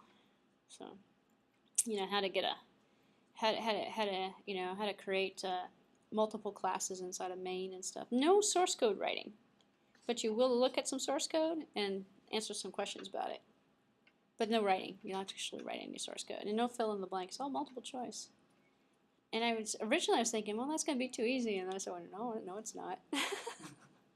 I actually gave out some sample questions a couple weeks ago, or last week or the week before, when people started panicking about this. When I first started getting the questions about it, I started giving out some questions on it. I can't remember what they were right now, but selective memory. But I will have an entire review of everything you ever needed to know about Objective-C as it applies to iOS development. It hasn't been posted yet. Nah, hasn't been posted yet. I don't like to post it because then I change things at the last minute, and then people go, huh? So when I give it on the 15th, that'll be the final version of it. So actually, we'll bring in the exam with me and tell you what you needed, because then I can use that kind of as an aid to kind of figure out, you know, what I need to talk about, what I need to focus on. So, Blueprint. I'm sorry. Blueprint. The blueprint, yes, the blueprint. So we are done. I'm going to arbitrarily just end right now then, because then we can There are take a 6 break. assignments. Oh yeah, let me go over that actually. I've got a few minutes here. Let's talk about the assignments for this course. If you want to get a grade in this course, and a passing grade in this course, and you want to take it for all 3 parts of it, and which is everything for your ITU students, then you want to do all 6 assignments. The assignments are located. 6 assignment is a bit tricky. Yeah, the 6th one is tricky? Well, let's take a look here. I think I've already covered the first 2. I'm going to download everything actually right now, what I'm thinking about. So I got this one. I have internet access. This is good. So let's spend a few minutes here, go over the assignments. Most people have already done like the first 4 or so. So let's see what we got here. I don't think I have to hit 1 and 2, do I? Yeah. Did I already talk about 3? Let's take a look. Let me refresh my memory on 3.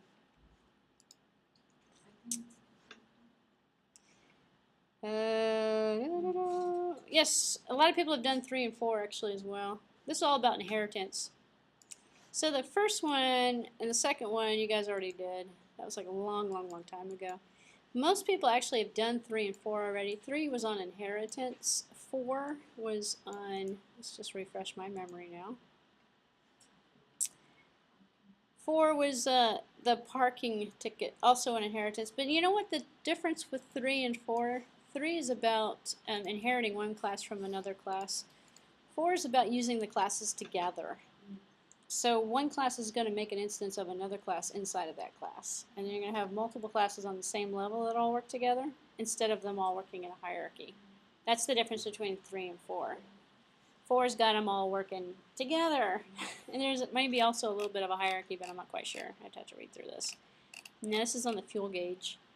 So the car with the parking officer. So you have to actually kind of use a creative imagination with this. So this particular one here, this is the parking ticket simulator. So you have to have an object that represents a police officer, an object that represents a parking meter, one that represents the ticket.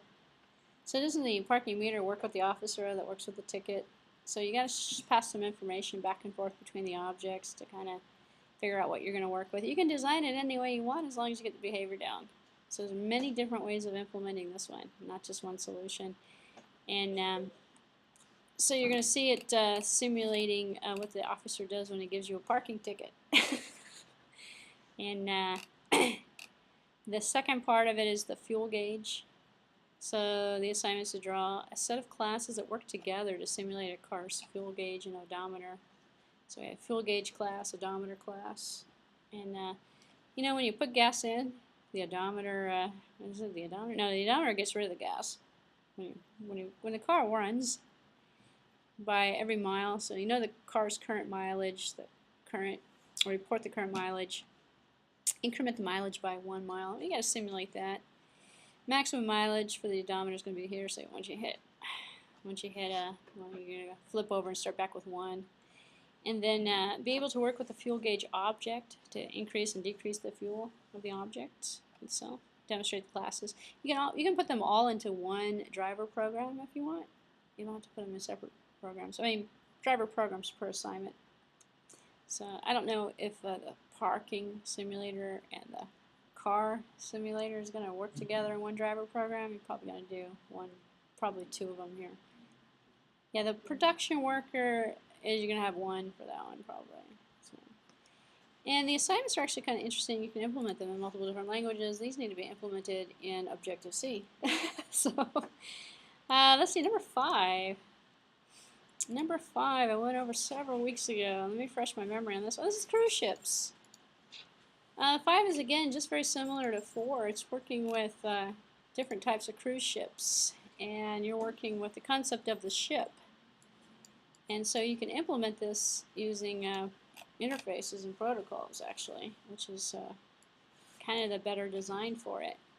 So in the instructions here, you got a ship, a cruise ship, a cargo ship. Aren't they all ships? What kind of ships? So design a ship class that has the following members. So it has a name of a shop, name of it, where it was built. It has initializers, appropriate accessors, and modifiers. That's the setters, the getters. And you know how to do that. Property synthesize if you want. Make your life easy. And then a print function that displays the ship's name and the year it was built. And then you're going to have a print function here that overrides the print function. Oh, this is overriding. Okay. Yeah. If you wanted to do this differently, you could do this with a protocol, actually. If you want to do it that way, you can do it that way. It's just another inheritance. It's actually inheritance and multiple ships working together, I think, or something like that. So demonstrating the class with a program of array of ships, putting an array of objects. So this is going to demonstrate the is-a relationship. So you can create IDs of all the ships, different types of ships, and put them all in the same array and use them together. So that's what this one is about. Not necessarily objects working together, it's just a hierarchy, and then taking the is-a relationship in an array. You said number 6 is hard? Let's take a look at number 6. Number 6 is pretty small. Let's see what number 6 says. And number 6 is the one I gave you to just kind of like play around, right? Yeah. Let's see. Create a GUI-based application of your choice. This is your opportunity. I'm just going to make this a little smaller there. This is your opportunity to create your own application that runs on OS X. Do not create an iOS application. So what you're going to do is you're going to go like this. You're going to go into Xcode. You're going to create an Xcode project.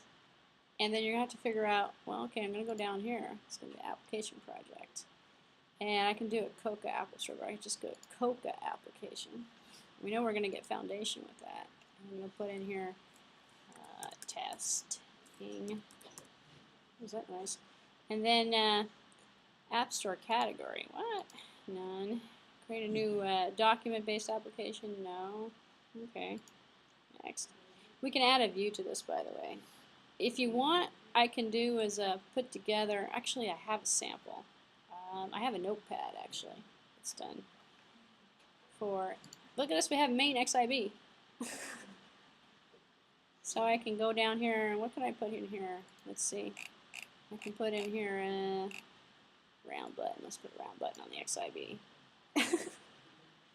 And let's click on here. Let's see what happens with this editor. Well, nothing happens with the editor, but I got it. Oh, look at that. I got an app delegate. Look at that. I got a window for the app delegate. What if I do this? I'm not going to get anything. What if I right mouse click on it? I'm going to get some stuff on this button. It's a button cell. It's very, very similar to what we've been doing with the iOS stuff. So you would add classes, Yep. Now let me test it out here. Let me see what I get here. I should get like a little window or something that comes up. With this odd looking button. Nope, I don't have anything on there because I didn't do anything with it. But now I have this little window that comes up. So play around with it. You're going to build something of your choice. It doesn't have to be functional. I mean, it doesn't have to do anything. But what I want you to do is experiment with the GUI features. It's very similar. Use multiple Objective-C classes if you can. demonstrate the concept of inheritance as well as object-oriented concepts presented in this class. So I did this for the Java class with Swing. I didn't do it in this class, did I? I may have done it earlier on, maybe not. Yeah, I think I did. I did it the opposite. I took the person and employee and I put it inside and I connected it to an iOS application. That's what I'm talking about. Take assignment number 1 or assignment number, take the ships or something. Your app is just going to work, your app is not really an app, it's an application. It'll work just the same way as the iOS stuff, but you're going to be building something that's going to show up on the screen instead. So you're looking at this interface here, which is going to be the window that's going to have some stuff in it that's going to be controlled by, this is inheriting NS object actually, but the interface is the same. You have the XIB file. You're going to have the .h and the .m file where you're going to put your data in here. You're going to add some classes, put an employee class in here, make an instance of the employee class. See if you can put maybe a label out here. Let's see. Label out here. So I don't want to play around with that button. I'll put a label out here. And then I'm going to say, well, what am I going to do with this label here? I need to put it inside the window. Is there a window out here as well? I don't know. I don't think they have a window by default, actually. I got a label property. Let's put it in here. This is going to be from the app delegate window. I'm going to put in here a label. Made a little connection here with the label, but I don't think the label is going to show up actually.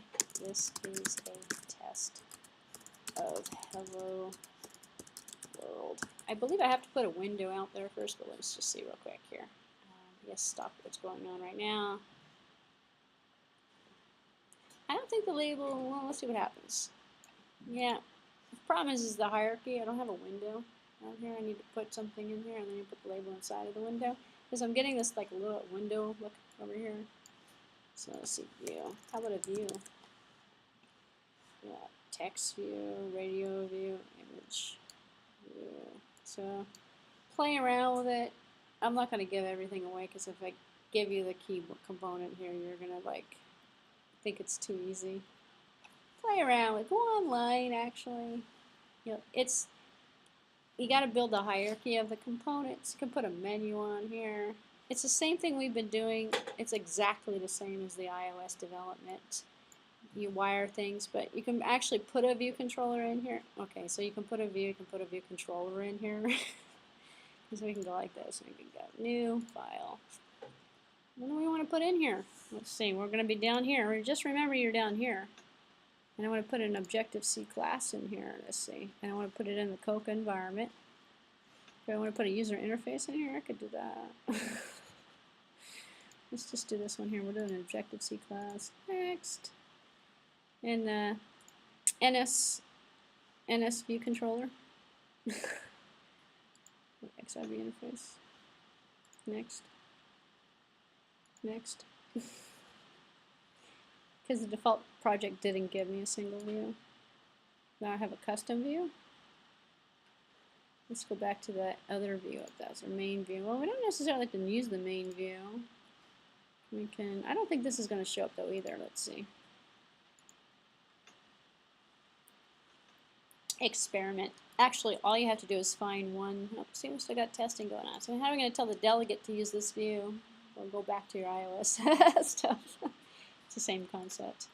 So on your delegate here, your delegate is up here. So it knows about text field. Yeah, it knows about the object here from NS application. So what's this going to do here? Application did finish loading. Oh, okay. So unfortunately, what ends up happening is if I give it to you, you're going to just do it the way I'm going to do it. So consider it a research event. If you just put, let me tell you about something about the requirements here. Most of it is just, I want to see you build a class in there in a hierarchy. You know that stuff. Just take assignment number 1, assignment number 2, stuff it in here. And then what you're going to do is you're going to do something. Put a label out there.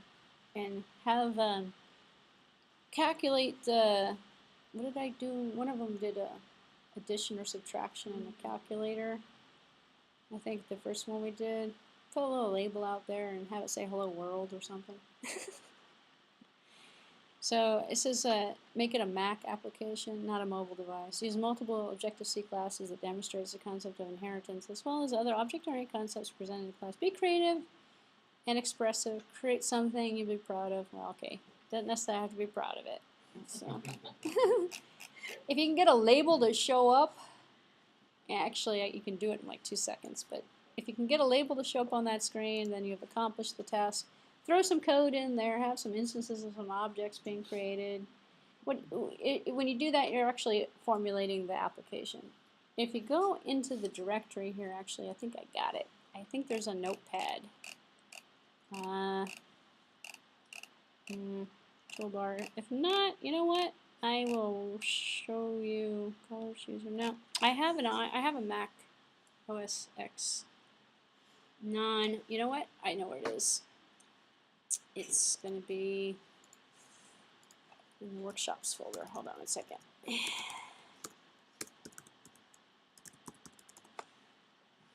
Oops, not YouTube. Hacker. Hold on. I have a cheat sheet for you actually. Introduction to Objective-C programming.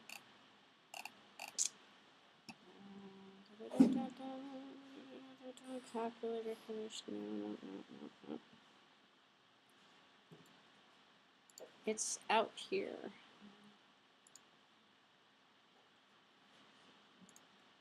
Table browser. Let's just take a look at this real quick. Just in case this is it, I'll leave this URL up.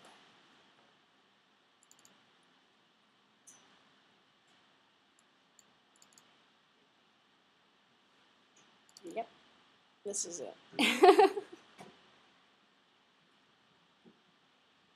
Just in case you want a cheat sheet, there's actually a tutorial that goes along with this one. So let me show you where this is at. This is code example number 5. It's out here. I also have it somewhere else, but I purposely didn't give it to you because there's an assignment on this. But for the guys who showed up today, if you open up the project, this is actually really cool. If you open it and you bring it up into Xcode, and if you run it, what you got is a table list on the left and a web view on the right. Same thing. You can make. This was actually an iOS application that was converted into a OS X Coca application. You click on Google, it brings up Google over here. Click on ITU, EDU, brings it up over here. Looks sophisticated, doesn't it? Not an iOS app, it's a regular app. So you see over here we've got the classes here. We got a table view URL controller that's using a web view. The components are the same. Just keep in mind you don't have UI, you have NS. Next, NS is for everything. When you add a class to it, you can play around with this one if you want. So it's in the meeting, you are driving the. Oh, here we go. Main.m's not doing anything. It's running NS application main. NS application main. It's the model view controller. We have the main XIB, and we're gonna have. Let's take a look here. Linked frameworks. We have the WebKit in here. Other frameworks, just WebKit resources, and the UI table. It's the table view controller. It's the same thing, except for instead of this being called view controller, it's been renamed to table view TB URL controller. In here we have. If I bring this up like an XIB file. Here, let's see. Bring up the XIB file. Hold on a second.